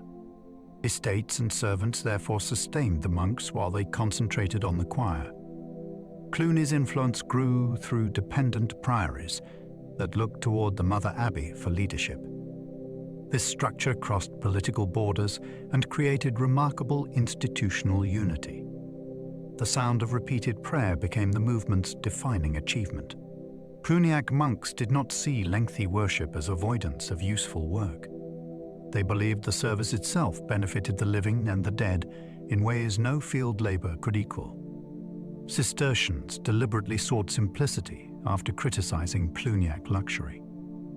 The Cistercian movement emerged from dissatisfaction with monasteries that appeared too elaborate.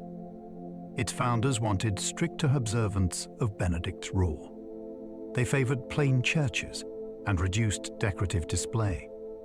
Worship remained essential, but services were shortened compared with Cluniac practice. Manual labor received renewed emphasis. Early communities also saw distance from centers where patronage encouraged political involvement. Their architecture reflected this ideal through controlled proportion and restrained ornament. Colorful excess was avoided because visual splendor might distract from prayer. The reform attracted influential supporters who admired its seriousness. Bernard of Clairvaux became its most famous voice. He attacked decoration that fascinated monks more than sacred reading. Yet Cistercian simplicity required resources. Building large stone abbeys in remote locations demanded money and skilled labor. Economic success soon made the order wealthy. Its churches became monumental despite their restraint. The movement therefore demonstrated how simplicity can possess its own grandeur.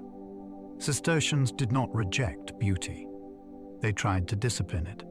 Their buildings aimed to direct attention through space and light rather than crowded imagery. What began as protest developed into one of medieval Europe's most recognizable religious cultures. Carthusian monks combined shared worship with remarkably solitary daily lives.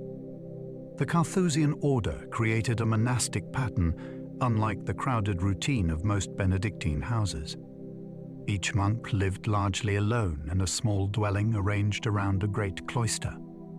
His cell included space for prayer and study. It often had a work area and a small garden. Food entered through a hatch, so that ordinary meals did not require conversation.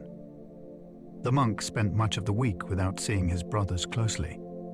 Yet he was not an independent hermit. The community gathered for important services and certain shared meals. Rules connected each solitary life to the whole monastery. This balance allowed silence without complete isolation. Carthusians believed that constant interaction could scatter attention. Solitude exposed thoughts that communal activity might conceal. It also demanded emotional endurance. There was little entertainment and almost no casual companionship. A monk had to face boredom and doubt without escaping into conversation. The order became famous for preserving its discipline across centuries. Its survival challenged the assumption that monastic life always meant continual communal activity. Here, belonging was expressed through people living apart under one carefully shared structure. Some monks lived in private cells arranged around a cloister. A Carthusian cell was closer to a compact house than a narrow room. It usually contained several spaces needed for an almost self-contained life. The monk slept and prayed inside. He read at a desk and completed assigned work nearby. A small garden offered exercise within the enclosure of solitude. High walls prevented neighbors from becoming distractions. The cells opened onto a great covered cloister that connected them with the church and communal buildings. This design made physical separation part of the monastery's architecture. Daily necessities reached each brother without requiring him to enter a busy household. He might receive wood or materials through a service passage. Meals arrived through an opening designed to reduce contact. The arrangement was expensive because every monk required more space than a bed in a dormitory. It also revealed a different understanding of discipline. Instead of testing patience through constant companionship, the cell tested stability when no one was watching. The monk had to follow the schedule without immediate supervision. Walls created privacy, but they also removed excuses. Within that enclosed dwelling, the success or failure of the day rested largely on his own attention. Hermits could remain connected to monasteries while living beyond their walls. Not every solitary religious figure abandoned organized community. Some hermits lived in cells or small dwellings under the protection of a nearby monastery. The abbey could supply food and clothing. It might also provide sacramental care. In return, the hermit's reputation for holiness strengthened the institution associated with him. This arrangement balanced isolation with survival. Complete independence was dangerous because illness or injury could become fatal. A distant cell offered withdrawal without cutting every practical bond. Some monks received permission to become hermits only after years of communal training. The monastery was meant to test their discipline before solitude removed ordinary supervision. Others occupied remote chapels or guarded important sites. Visitors might seek their advice, which complicated the goal of withdrawal. A respected hermit could attract crowds and donations. Fame then threatened the isolation that had created it. Relations with the monastery could also become tense if the solitary figure resisted authority. Even so, the connection served both sides. The hermit embodied an intense religious ideal. The monastery provided the structure that allowed the ideal to continue without collapsing into hunger or complete social disappearance. Medieval monasticism included many lifestyles rather than one universal routine. The word monk can hide striking differences. A Benedictine in a wealthy urban abbey did not live like a Cistercian on a distant estate. A Carthusian spent most days alone. A Cluniac devoted extraordinary time to ceremony. Some communities followed local customs that outsiders would barely recognize. Language and climate changed practical life further. Northern houses faced dark winters and relied on different crops from Mediterranean monasteries. Political conditions shaped security and wealth. Size also mattered. A small house of 12 brothers could not divide offices as completely as an abbey containing hundreds of people. Even within one order, daily practice changed across centuries. Rules were interpreted through local necessity. Historians must therefore resist treating a single text as a complete description of every monastery. Ideals reveal what leaders wanted. Accounts and archaeological remains show what communities actually did. The variation made monasticism resilient. One model could adapt to scholarship, while another specialized in isolation or pastoral service. These lives shared commitments to prayer and discipline.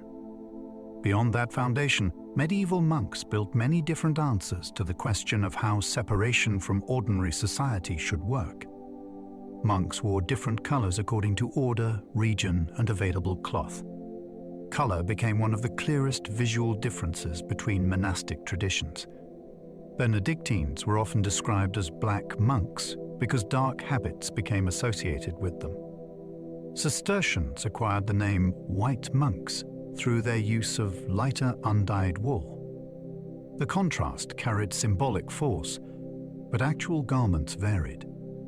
Natural cloth could appear gray or brown depending on the fleece.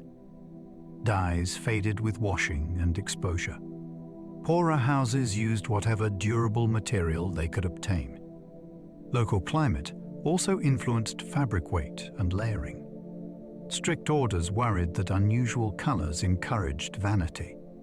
Clothing was supposed to identify a shared life rather than individual taste. Yet distinctions between orders became powerful public signals. A traveler could often recognize a community by its dress before hearing its name. Reformers used clothing to announce separation from older customs. Darker or coarser material suggested seriousness. Lighter wool could signal a return to simplicity rather than luxury. The visual difference sometimes sharpened rivalry between religious movements. Cloth, therefore, carried institutional meaning. A habit covered the body, but it also displayed the monk's spiritual lineage to everyone who saw him. A monk's clothing was meant to be practical rather than fashionable. Benedict's rule allowed clothing to change according to climate and local conditions. This was a practical response to a life spread across widely different regions.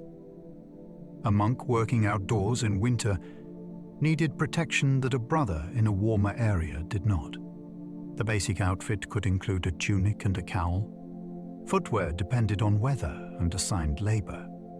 Clothing had to be sufficient without becoming luxurious. Fine fabric or decorative tailoring risked drawing attention toward the individual.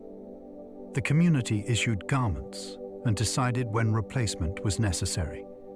A monk was not supposed to select clothing according to personal appearance. Yet fashion could still enter through shape and quality.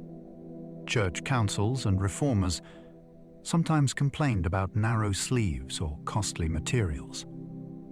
Such criticism proves that monks noticed style even when rules discouraged it. Practical clothing also carried signs of wear. Work left stains and repeated washing weakened fabric. Repairs extended usefulness. A patched garment could express humility, but excessive neglect might dishonor communal worship. The ideal required balance. Clothing should protect the body and preserve modesty. It should never become an object through which the monk rebuilt the identity he had surrendered. Old habits were redistributed instead of automatically being discarded. When a monk received replacement clothing, the former garments still retained value. Cloth required labor at every stage of production. Wool had to be collected and prepared. It was then spun, woven, cut, and sewn.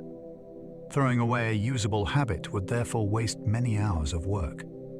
Monasteries stored older garments and assigned them according to condition.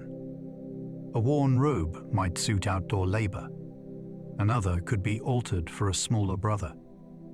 Clothing no longer suitable for monks could be given to the poor.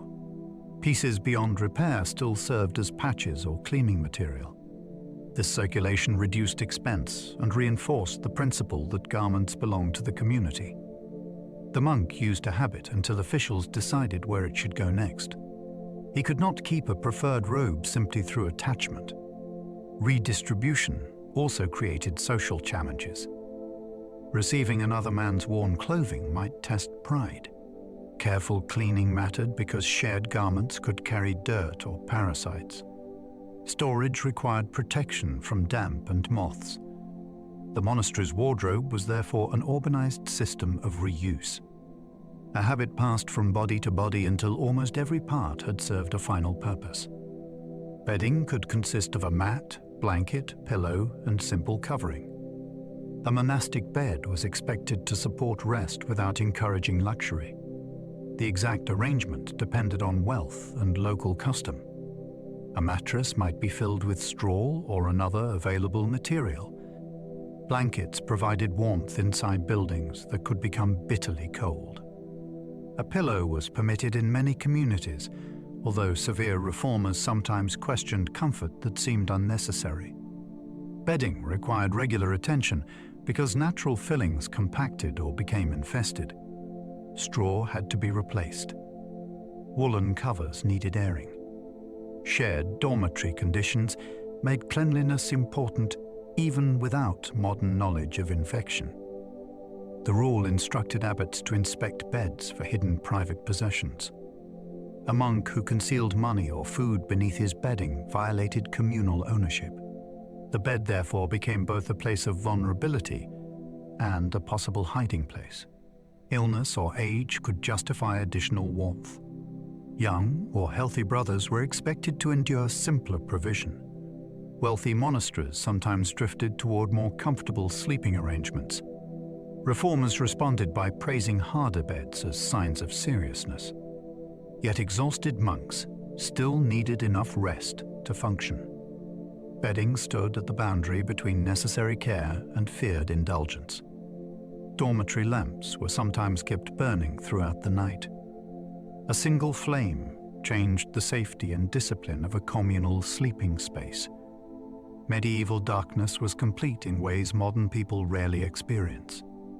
Without a lamp, a monk rising suddenly could collide with beds or fall on a stair. Night worship required many brothers to move at once.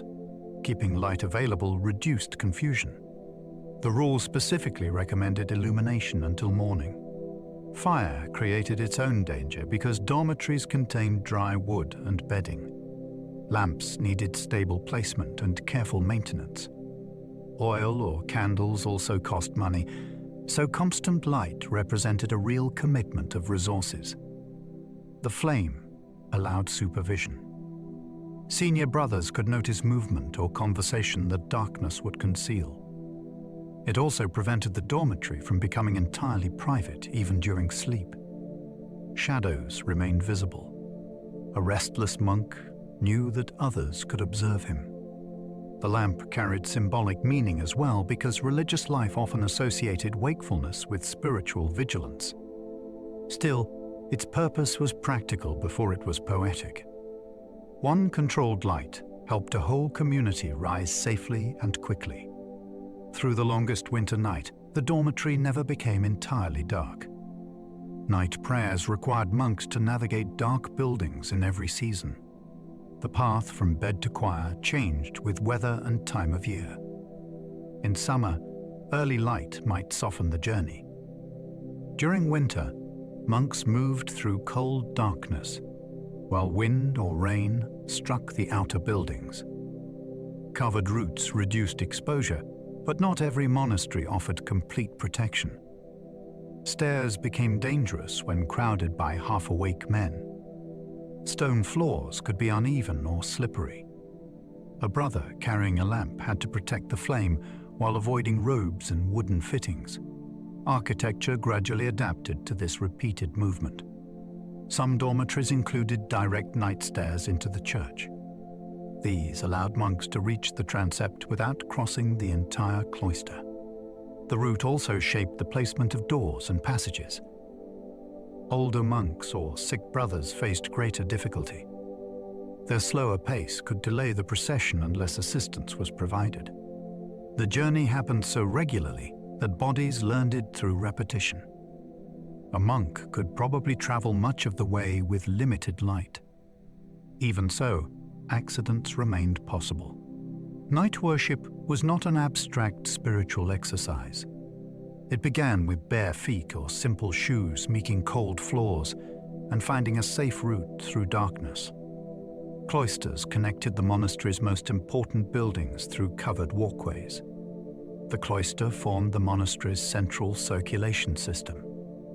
A square or rectangular garden occupied the middle. Covered passages surrounded it on four sides. These walks linked the church with the dormitory, refectory, and chapter house. Their design allowed monks to move between essential spaces while sheltered from rain. The arrangement also controlled traffic. Rooms opened toward a shared center rather than scattering randomly across the precinct. Different sections acquired particular uses. One walk might be associated with reading. Another provided access to washing before meals. Benches or wall recesses supported study and conversation at permitted times. The open center brought daylight into an otherwise enclosed complex. It could contain grass or a simple path. The cloister was neither fully indoors nor entirely outside. This made it an ideal transition between worship and work. Processions sometimes crossed it during important ceremonies. Burials could occur nearby. Its repeated arches became one of the most recognizable features of monastic architecture. Yet the beauty served a practical plan. Every day, the cloister carried the community around the fixed cycle of its shared life. Chapter houses hosted discipline, announcements, readings, and community decisions. The chapter house took its name from the chapter of the rule read during meetings. Monks gathered there after morning worship to conduct the business of living together. The room often stood beside the cloister and opened through a prominent doorway. Seating followed the walls, so brothers faced one another. This arrangement made the whole community visible. Officials announced work assignments and important news. Obituaries of benefactors or fellow monks could be read. Faults were confessed and punishments assigned. Major property questions might also be discussed there. The chapter house therefore joined spiritual correction with institutional management. Its architecture often reflected its importance through carved stone or vaulted ceilings. Sound needed to travel clearly because every brother had to hear. The abbot occupied a commanding position, But the gathering reminded him that governance happened before witnesses. Moments of shame occurred in the same room as moments of collective decision. A monk could enter expecting routine announcements and leave with a new responsibility or public correction. The space preserved no illusion that religious life was private. Community became concrete whenever the brothers assembled under one roof to account for it. The refectory was designed to turn eating into a religious exercise. The monastic dining hall organized bodies as carefully as the church organized worship. Long tables placed brothers according to rank. The abbot or senior officials occupied recognized positions. A raised pulpit allowed the reader's voice to reach the room. Silence reduced distraction and prevented meals from becoming social entertainment. Before eating, the community prayed. Afterward, it gave thanks. The architecture reinforced this sequence. Some refectories included a nearby basin where monks washed before entering. Large windows provided light during daytime meals. Wall paintings could present sacred scenes that directed thought away from appetite. Food arrived according to an established order. Servants or appointed brothers moved through the hall while diners remained seated. The room's scale displayed the monastery's size and discipline to rare authorized visitors. It also revealed inequality when certain tables received better dishes. Reformers watched such differences closely. Eating could never become purely functional because every part of the setting carried spiritual expectation.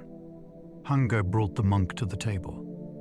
The refectory then attempted to control how he received satisfaction. Even nourishment became an opportunity to practice attention and restraint. Lavatories used running water in some remarkably sophisticated monastic complexes.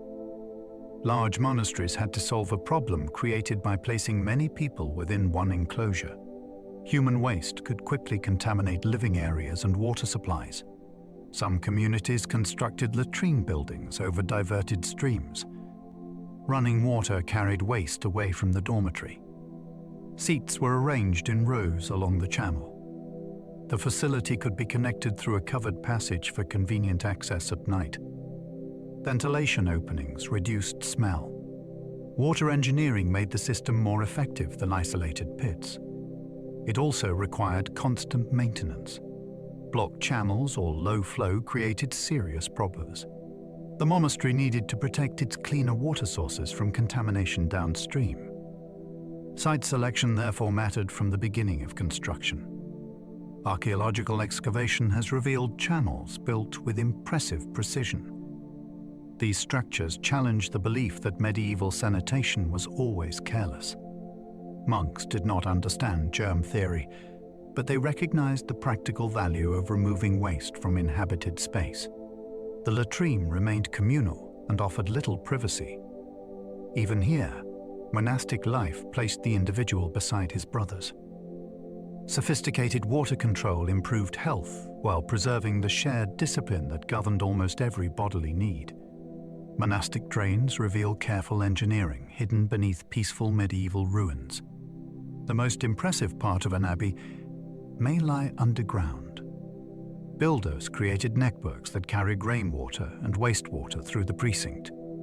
Channels protected foundations from saturation.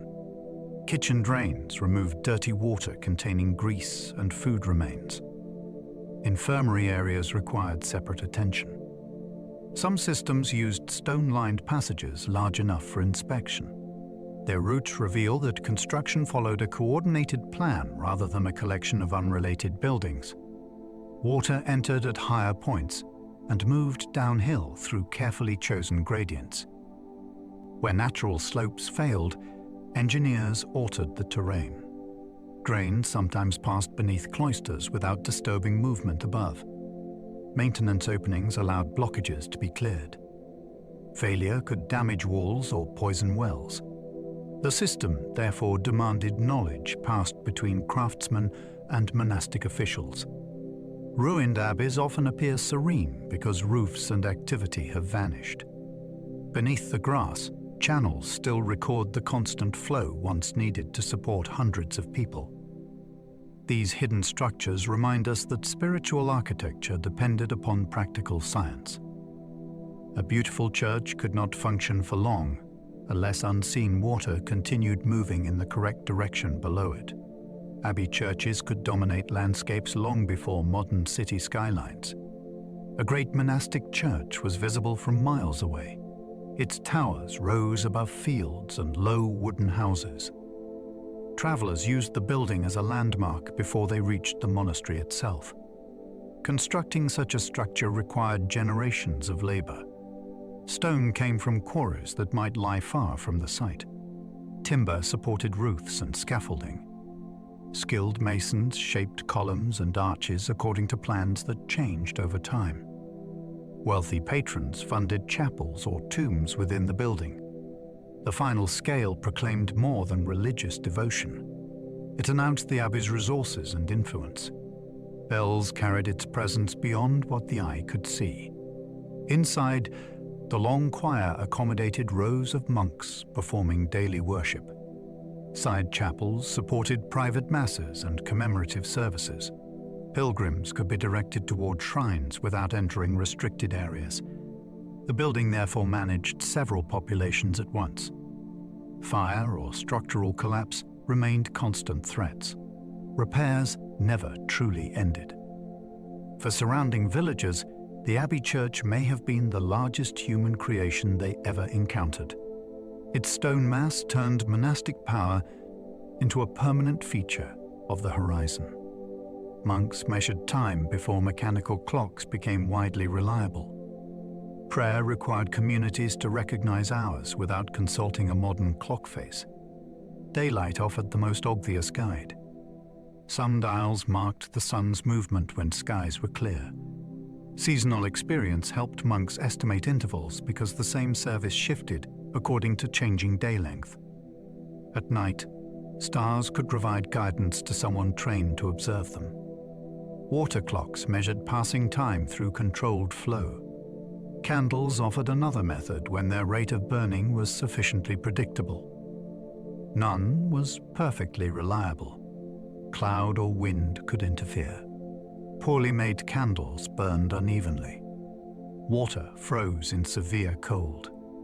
The monastery therefore depended on human judgment.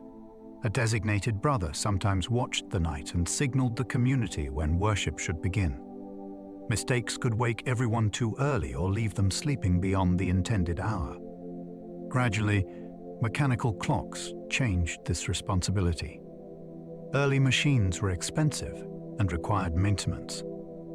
They often announced time through bells rather than displaying precise minutes.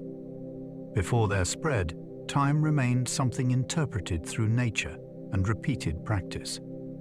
Monastic schedules helped create demand for better measurement because an entire community needed to move together at the correct moment. Sundials, candles, water clocks, and experience helped regulate prayer times. Keeping a monastic timetable required several imperfect methods working together.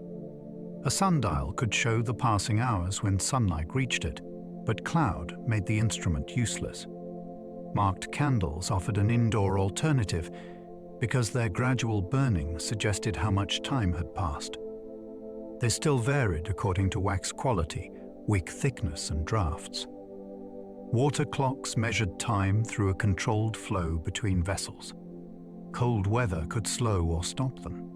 No device removed the need for human judgment. Experienced monks learned to read the sky and recognize seasonal patterns.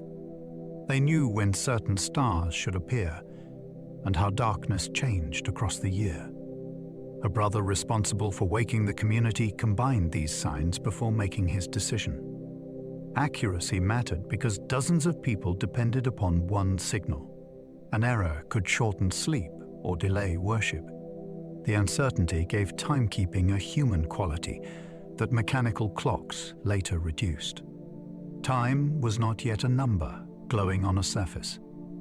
It was a conclusion reached through observation. Every call to prayer began with someone deciding that several uncertain signs had finally agreed.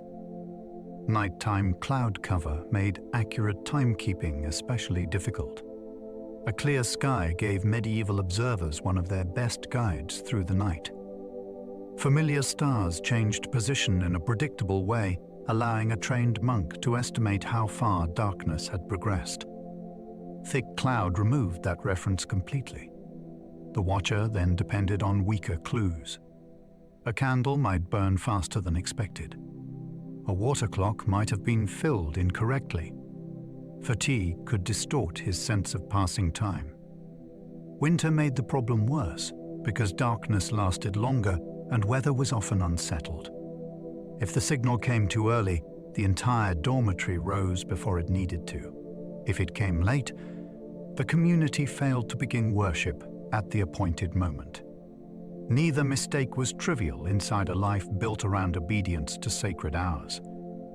Some monasteries appointed several people to share responsibility. Others relied on devices whose flaws were already understood. The uncertainty may also have encouraged patience because precision remained beyond complete control. Monks could plan carefully and still be defeated by the sky. A bank of cloud did more than hide the stars. It could unsettle the rhythm of an entire religious house. Bells announced worship, danger, death, meals, and important arrivals. A monastery used bells as a public language. One pattern gathered monks for worship. Another warned that fire or violence threatened the precinct. A measured toll could announce that a brother had died. Meal signals told workers to leave distant tasks and return toward the refectory. The arrival of a bishop or ruler might receive a sound intended to mark unusual importance. Listeners learned these distinctions through repetition. Meaning depended on speed and duration. It could also depend on which bell was used. Larger abbeys possessed several bells with different tones. Together they created an acoustic system understood far beyond the church. A servant working near the stables knew when duties changed. A villager in a nearby field could recognize morning. During crisis, sound moved faster than a messenger. It crossed walls and reached people who could not see the source of danger. Bells therefore joined the monastery to its surroundings, even when the gates remained closed. They gave invisible events a physical presence. A death inside the infirmary or an arrival at the entrance became knowledge carried outward through repeated waves of sound. Different bell patterns communicated messages without spoken explanations. Bell ringing required more precision than simply pulling a rope. The ringer had to create a recognized sequence that listeners could distinguish from every other signal. A rapid peal might suggest urgency. Slow, separated strokes could mark morning. The number of repetitions sometimes carried meaning. Local custom shaped the code, so a visitor might not understand what residents recognized immediately. This system reduced confusion across a large precinct. Monks in separate buildings responded without receiving individual instructions. Farm workers at a distance could prepare for a change in routine. The bell became a message that did not require literacy or direct contact. Weather affected how clearly it traveled. Wind could carry sound toward one village while weakening it in another direction. Heavy rain blurred distinctions. The ringer therefore needed to produce enough clarity for difficult conditions. Mistakes were public. A wrong pattern could summon people unnecessarily or create alarm. Training mattered because rhythm had practical consequences. Long before electronic alerts, a carefully controlled piece of metal could tell hundreds of people what had happened. It turned timing into information and sound into organized action. Copying one manuscript could consume months or even years of labor. A scribe began long before the first decorated letter appeared. The text needed a reliable exemplar. Writing materials had to be prepared. Pages were ruled so lines remained even.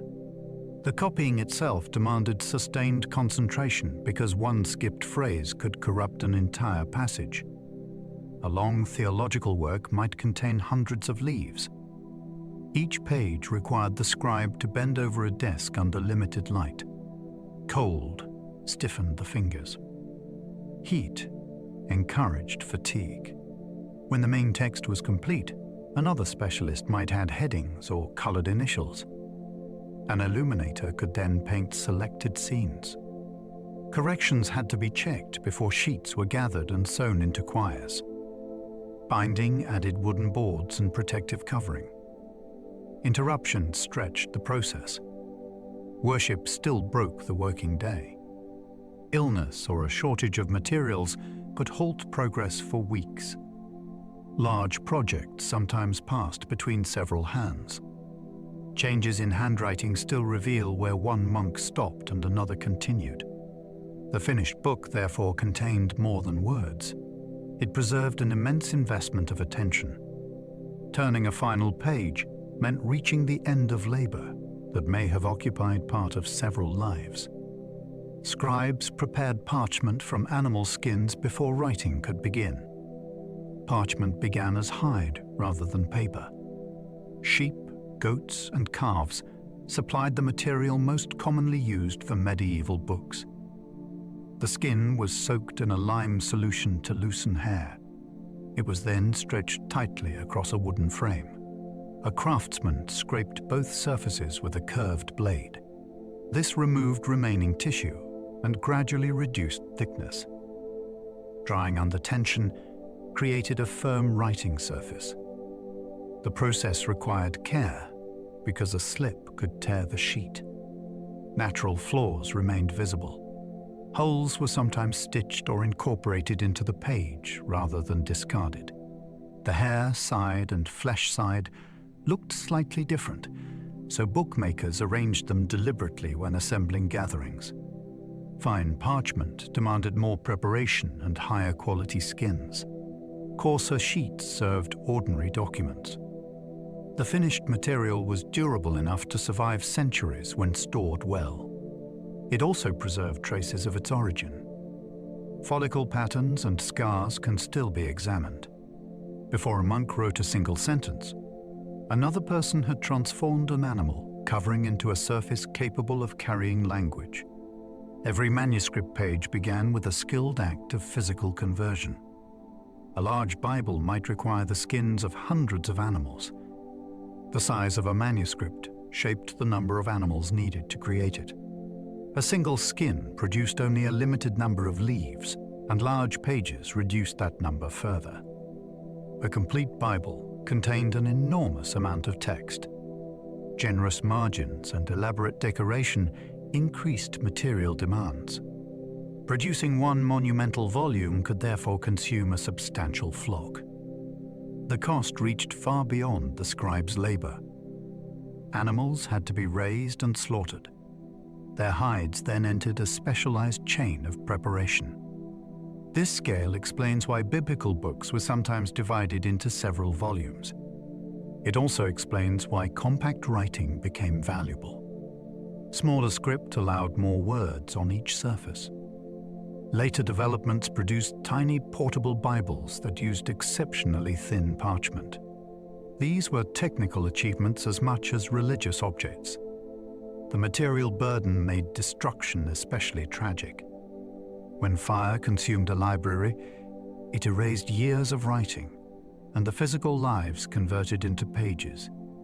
The finished Bible represented agriculture, and craft gathered into sacred form. Holding it required strength. Owning it required wealth.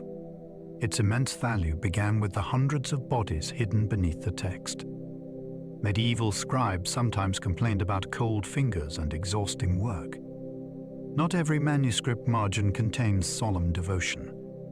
Some preserve the weary voices of the people who made the book.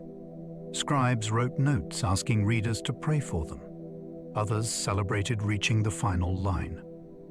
A few compared writing with painful physical labor. The complaints are understandable. Copying required the neck to bend, and the back to remain still for long periods. Eyes strained in uneven light. Winter made ink behave badly and reduced feeling in the hands. A monk could not wear thick gloves while forming precise letters. The desk might stand near a window because daylight was valuable, which exposed the scribe to drafts.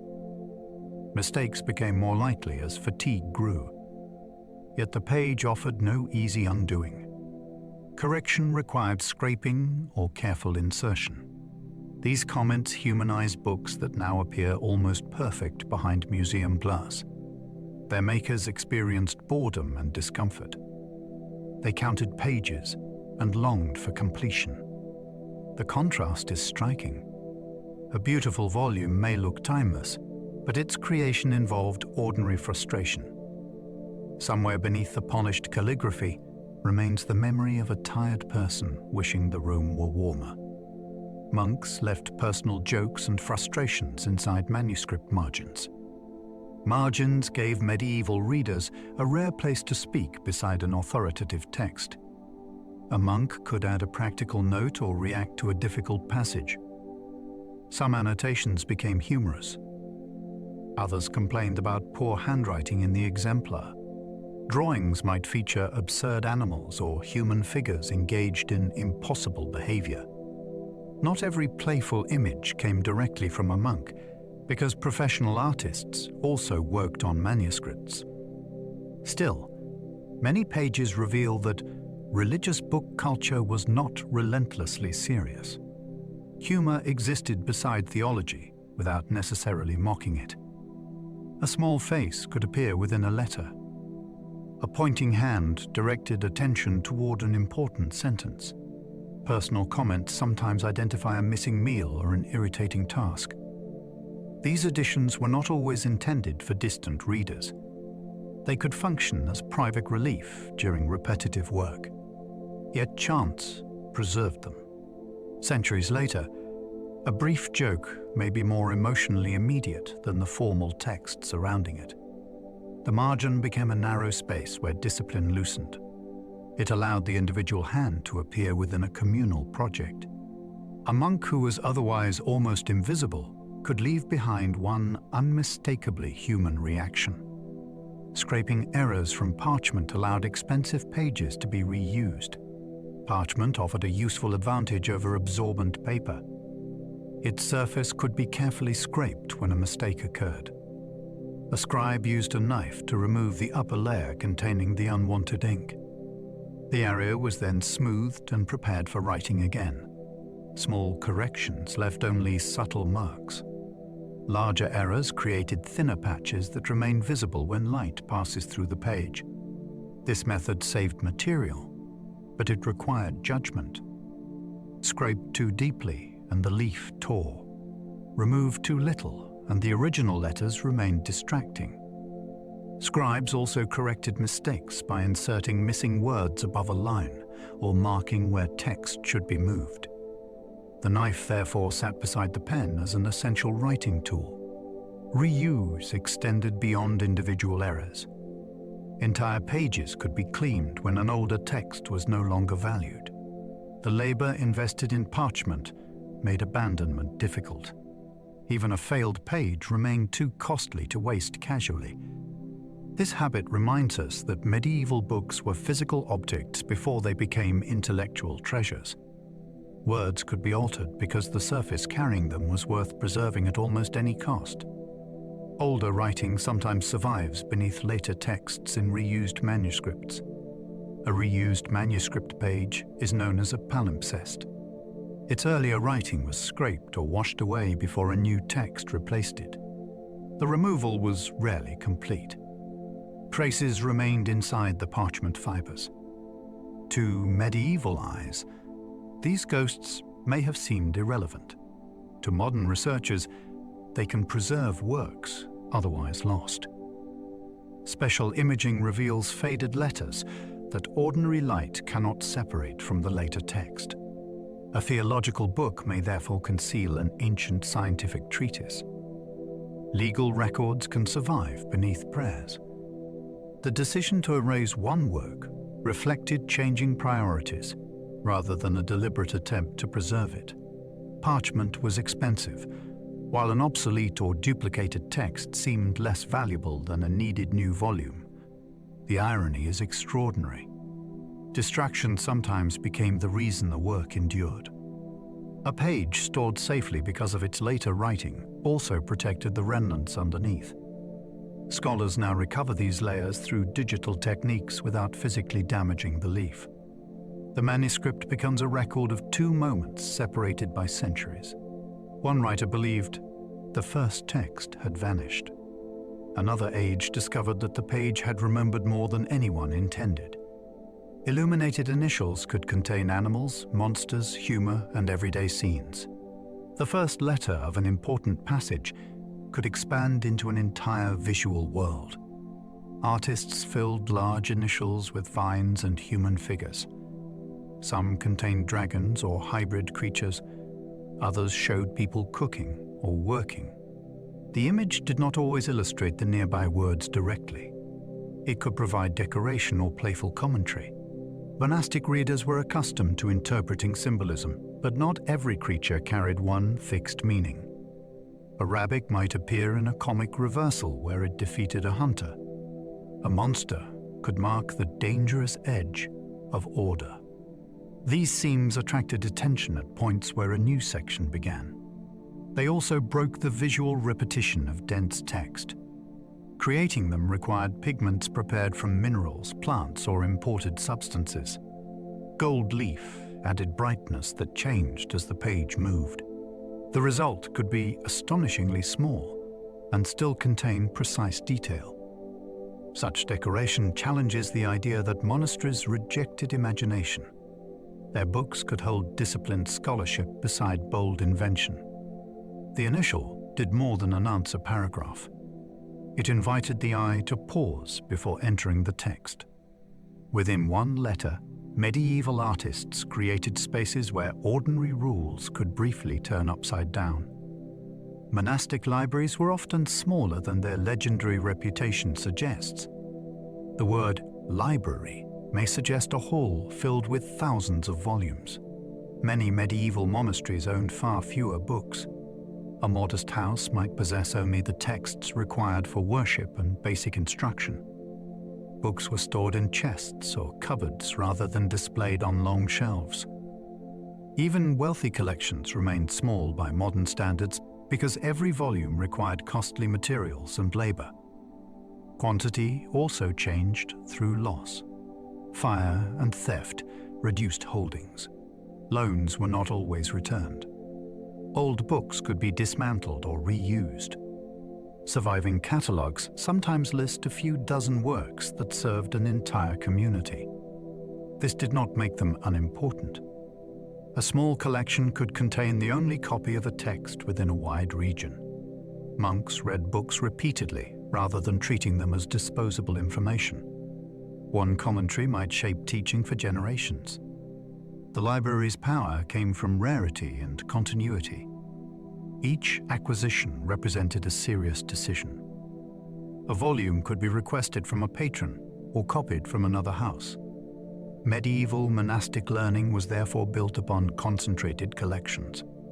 Their shelves were not endless. Their influence came from making limited books available across very long periods.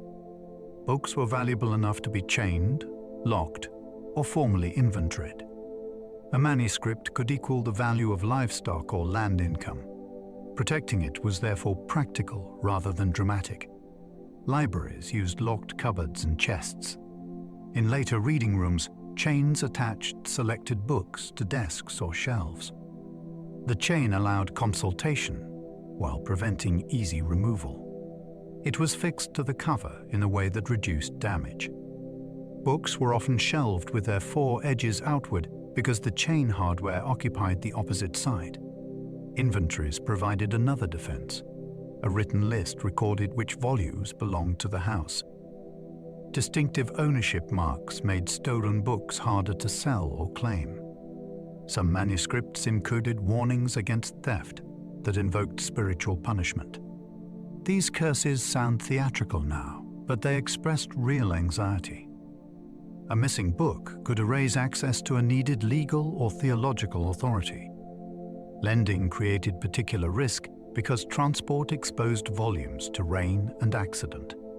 The monastery treated books as communal property, whose disappearance harmed future readers. Security did not mean books were never used. It meant access was controlled. The chain symbolized a paradox. Knowledge needed to remain available, but the object carrying it was too precious to move freely.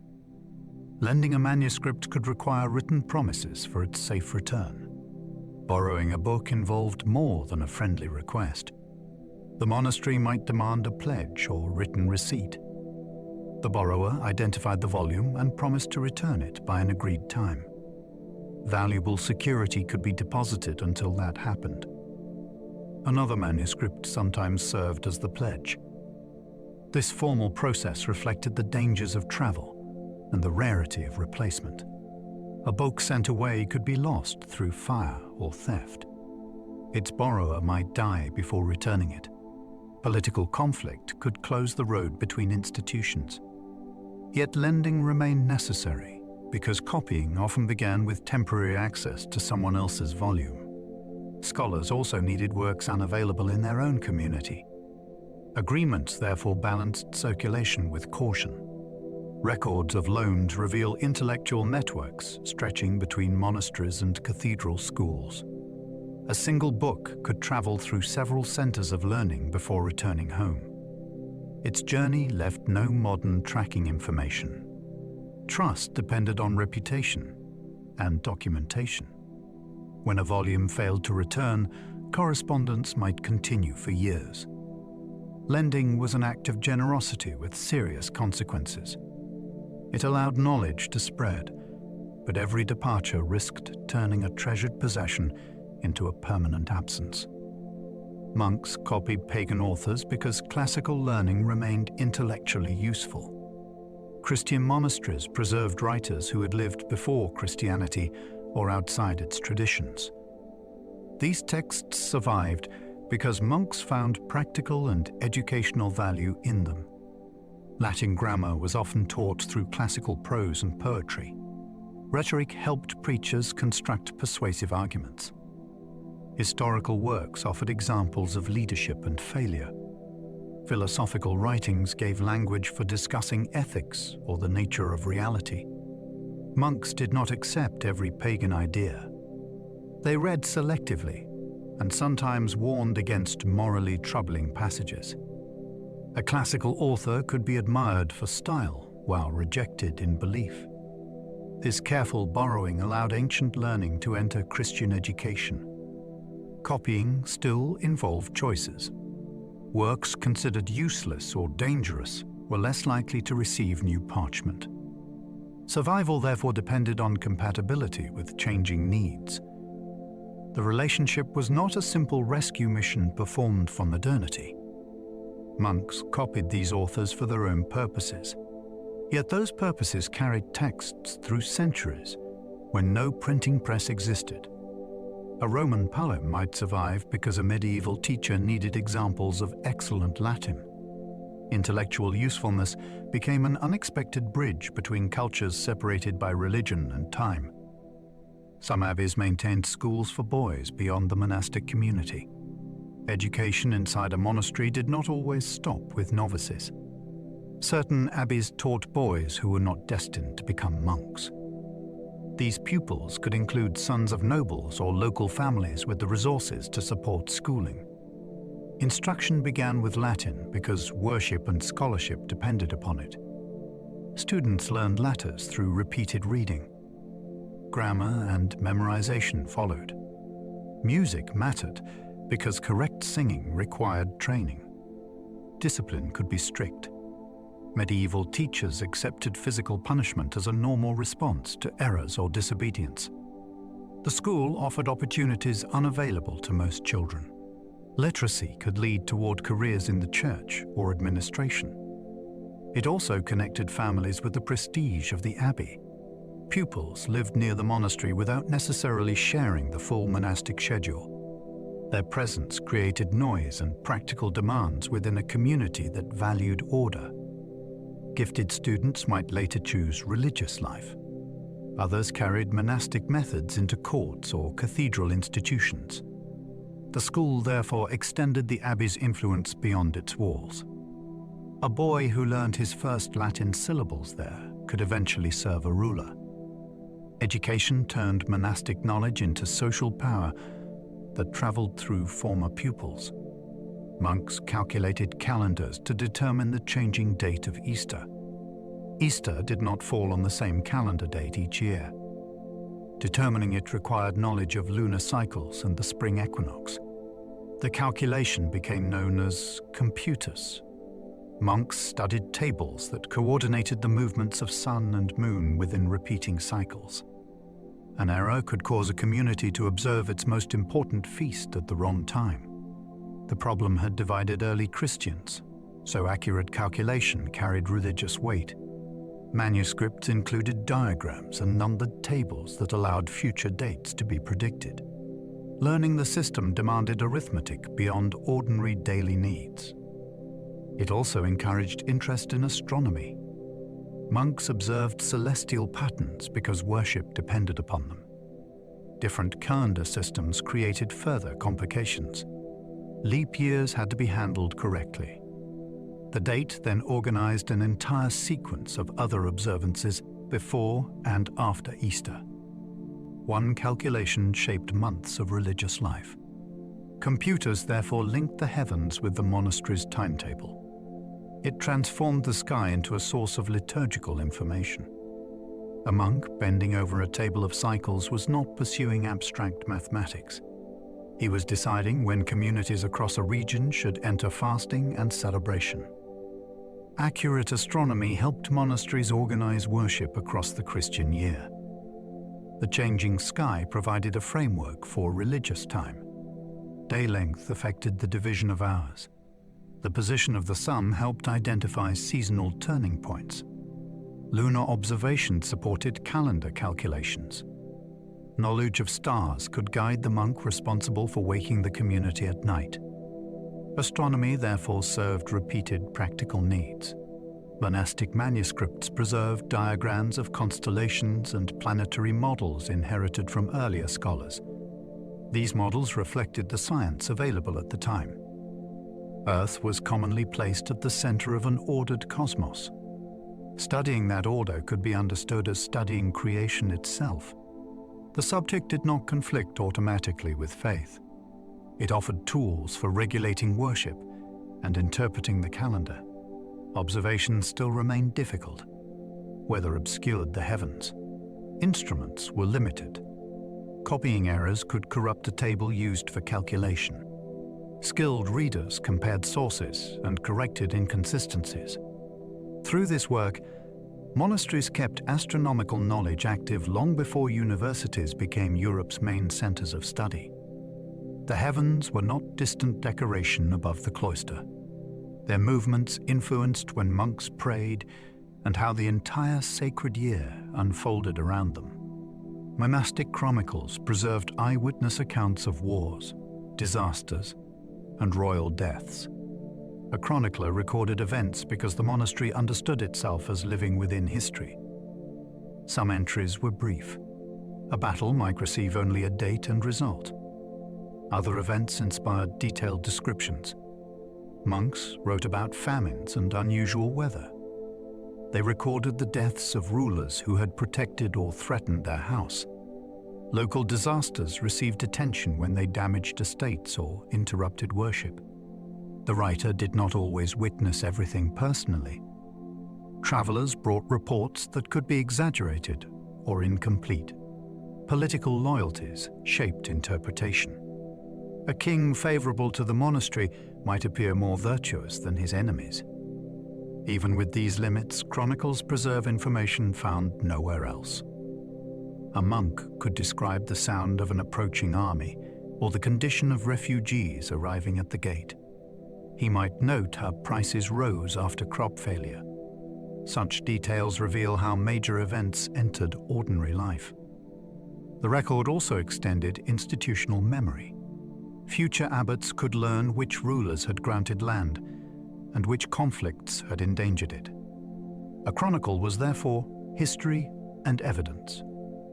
Its pages preserved the monastery's understanding of a changing world. Chroniclers sometimes recorded comets because they feared political catastrophe. A comet violated the expected appearance of the heavens. Its sudden arrival and strange tale made it impossible to ignore. Medieval observers often treated such signs as warnings. A comet might be connected with the death of a ruler or the outbreak of war. The interpretation reflected a belief that cosmic events could reveal divine judgment. Chroniclers sometimes recorded the object before knowing what would follow. Later events then gave the sign its meaning. This habit encouraged careful attention to the sky, even when the explanation was not scientific by modern standards. Descriptions may include color and direction. They can help astronomers identify historical appearances of known comets. Fear also shaped the language. A brilliant object could be described as a sword or torch because those forms suggested conflict. Not every monk reached the same conclusion. Some educated writers drew upon natural philosophy and understood comets through atmospheric theories. The boundary between observation and omen remained flexible. What matters is the intensity of attention. A streak of light above the abbey could become part of political history. The heavens seemed to speak before earthly events revealed what the message had meant. Monks traveled as diplomats, messengers, scholars, preachers, and royal advisors. The cloister did not keep every monk permanently at home. Educated brothers were valuable beyond the monastery because they could read documents and negotiate with powerful people. An abbot might send a trusted monk to deliver a letter. Rulers used religious figures as diplomats because their status could make them acceptable intermediaries. Scholars traveled to consult books unavailable locally. Preachers moved among communities when authorized to teach. Some monks accompanied bishops or attended councils. Every journey required permission and planning. Roads were dangerous. Accommodation was uncertain outside established networks. A traveler carried money or documents that attracted thieves. He also represented his monastery through his conduct. Poor behavior could damage the house's reputation. Travel exposed monks to experiences very different from regulated cloister life. Cities offered noise and temptation. Royal courts demanded political skill. Returning brothers brought news and knowledge from distant places. Their movement helped connect monasteries across Europe. The stable community depended upon selected members who crossed borders in its service.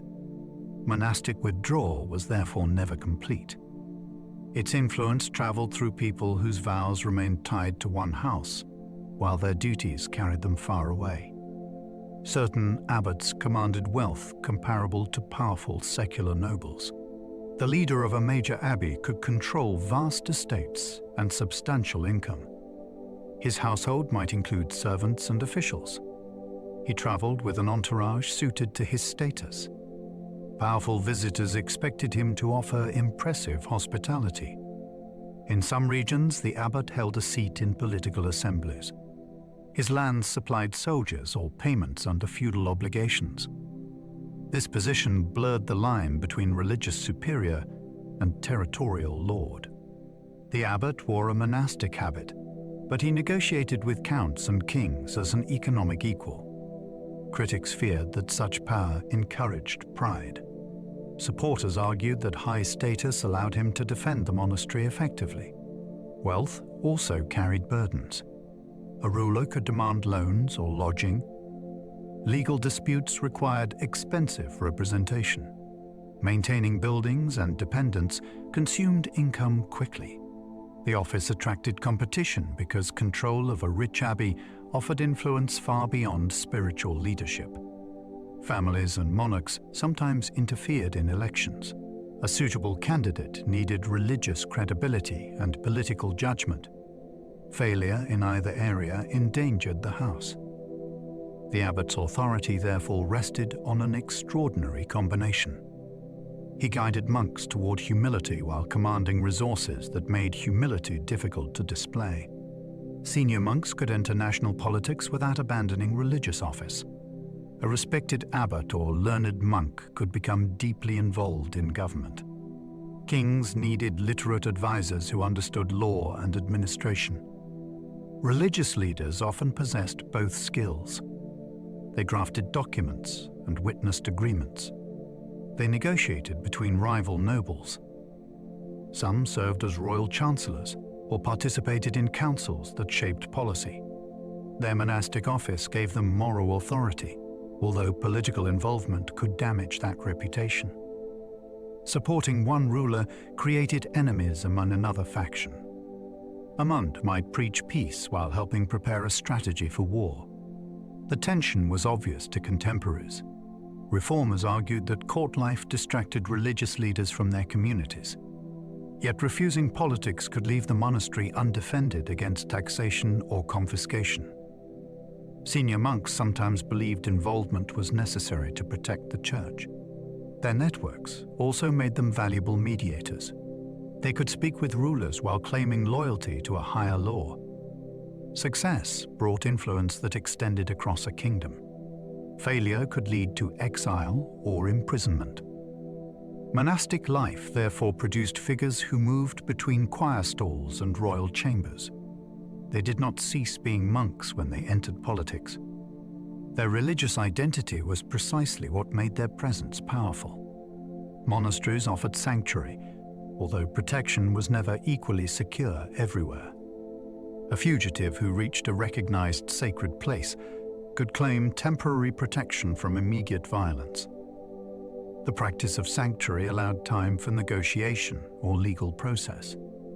Churches and monastic precincts were associated with this right in varying forms. A person accused of crime might grasp the door or enter a protected boundary. Pursuers who ignored the claim risked condemnation and conflict with ecclesiastical authority. Sanctuary did not erase guilt. It could lead to trial or exile. The strength of protection depended on local law and the power of the institution. A famous abbey with influential patrons could defend a claimant more effectively than a small house. Political enemies sometimes violated sacred space despite the consequences. Monks then faced a dangerous decision. Protecting the fugitive upheld religious privilege, but it could provoke armed retaliation. Sanctuary also attracted criticism when serious offenders appeared to escape justice. Its purpose was less about permanent immunity than preventing uncontrolled revenge. Within the monastery's boundary, violence was supposed to pause. That pause could save a life. It could also place the entire community between a desperate person and those determined to seize him. Burial near a monastic community was believed to bring spiritual benefit. People sought burial beside monks because prayer continued after the funeral ended. A grave within or near an abbey placed the dead close to daily worship. The location suggested that repeated masses and psalms would aid the soul. Wealthy patrons paid heavily for privileged positions. Burial near the high altar carried greater prestige than a place farther away. Tombs inside the church altered how monks moved through sacred space. They also made the presence of benefactors impossible to forget.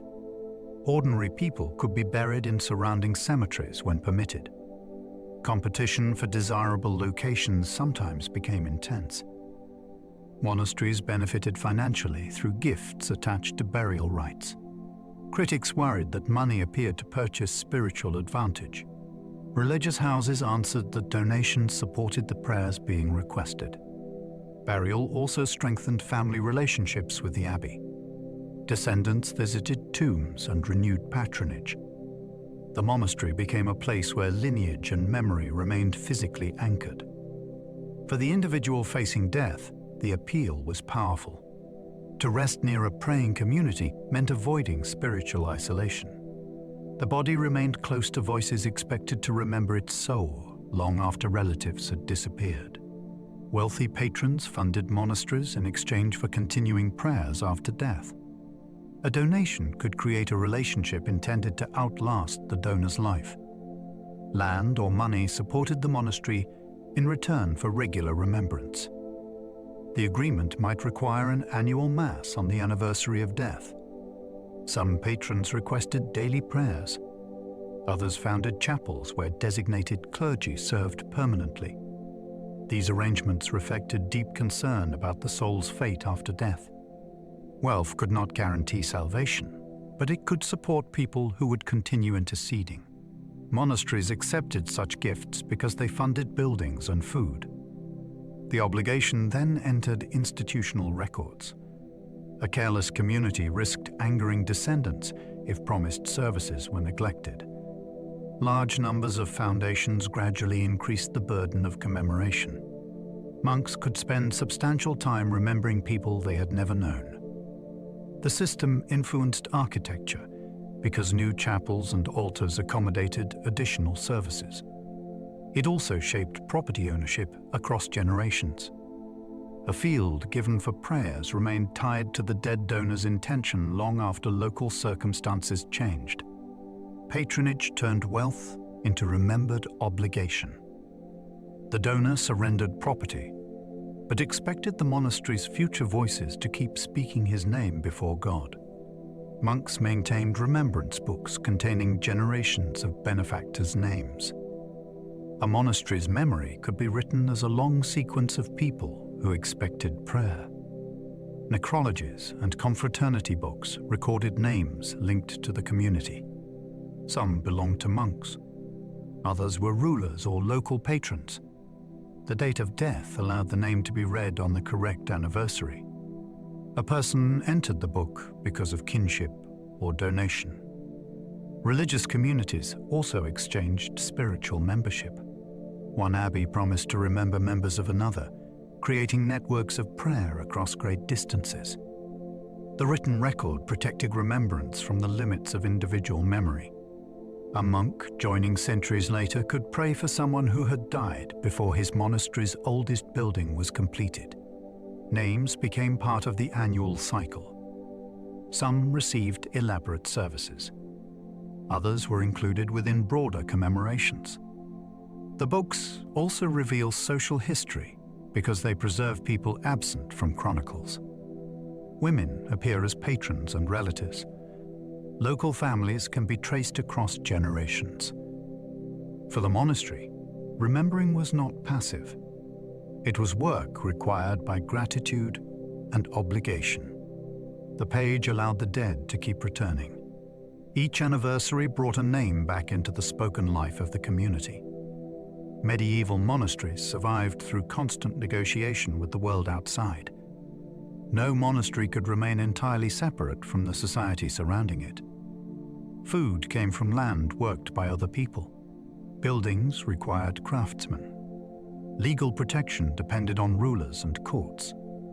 Guests entered the precinct with needs that interrupted routine. Tenants challenged demands. Patrons expected influence in return for generosity. Bishops claimed authority over discipline and property. The monastery responded through charters and relationships. It defended some boundaries while opening others. Too much isolation threatened survival. Too much involvement weakened the ideal of withdrawal. Every generation had to redraw the balance. A wise abbot maintained alliances without surrendering control. A state official secured income without provoking destructive resistance. Monks traveled when necessary and returned to the structure of community. Even reforming orders that sought remote places soon became connected through trade and reputation. Separation was therefore not a fixed condition. It was a practice maintained through continual decisions. The walls expressed a spiritual boundary, but roads reached every gate. Monastic endurance came from adapting to this contradiction.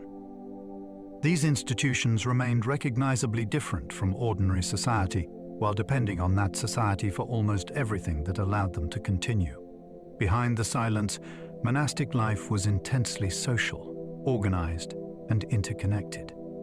A monk rarely passed an entire day without depending upon other people. Someone prepared food and maintained clothing. Another brother led worship. Officials assigned duties and resolved conflicts. Servants carried out work that sustained the enclosure. Tenants produced income from distant land.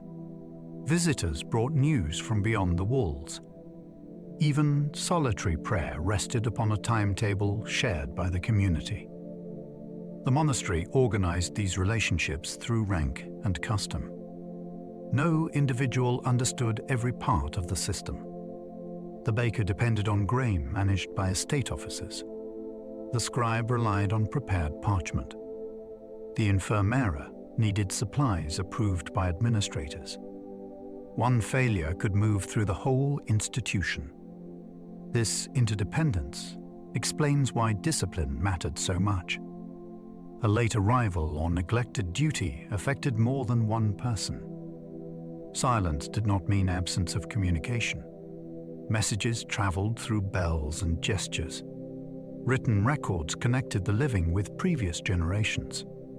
Prayers linked monks with patrons they had never met. The monastery was therefore not an escape into private spirituality. It was a dense human network shaped by a single demanding purpose. Behind its stone walls, countless lives were continually holding one another in place. And so, our journey through the life of a medieval monk comes to an end. We have stepped beyond the monastery walls and seen how carefully each day was arranged. Prayer shaped the hours. Work supported the community. Rules governed even the smallest choices. We have seen that these monasteries were never empty places cut off from the world. They welcomed travelers. They managed land. They preserved knowledge. They cared for the sick. They negotiated with rulers and remembered generations of people who had placed their trust in them. Behind the stone and silence, there were human lives filled with effort. There were moments of discipline and doubt. There were long nights in cold churches. There were books copied by hand beneath uncertain light. There were meals shared without conversation and decisions that shaped entire villages beyond the gate. Perhaps that is what makes this world so fascinating. It was a life built around constancy, if it was never simple. Every bell carried meaning. Every task belonged to something larger. Even the most ordinary action could become part of a lifelong promise. Now, the cloister is still again. The final footsteps have faded from the passage. The lamps burn low beside the stone walls. You do not need to hold on to any more details tonight. Let them settle wherever they may. Allow your breathing to slow. Let your shoulders soften. Feel the weight of the day begin to leave you. If you enjoyed this journey, you are welcome to like the video or share a thought below. And if you are still awake, another story is waiting for you on the screen. For now, let the monastery grow distant. Let the bells fall silent. Let your thoughts become still. Sleep well and good night.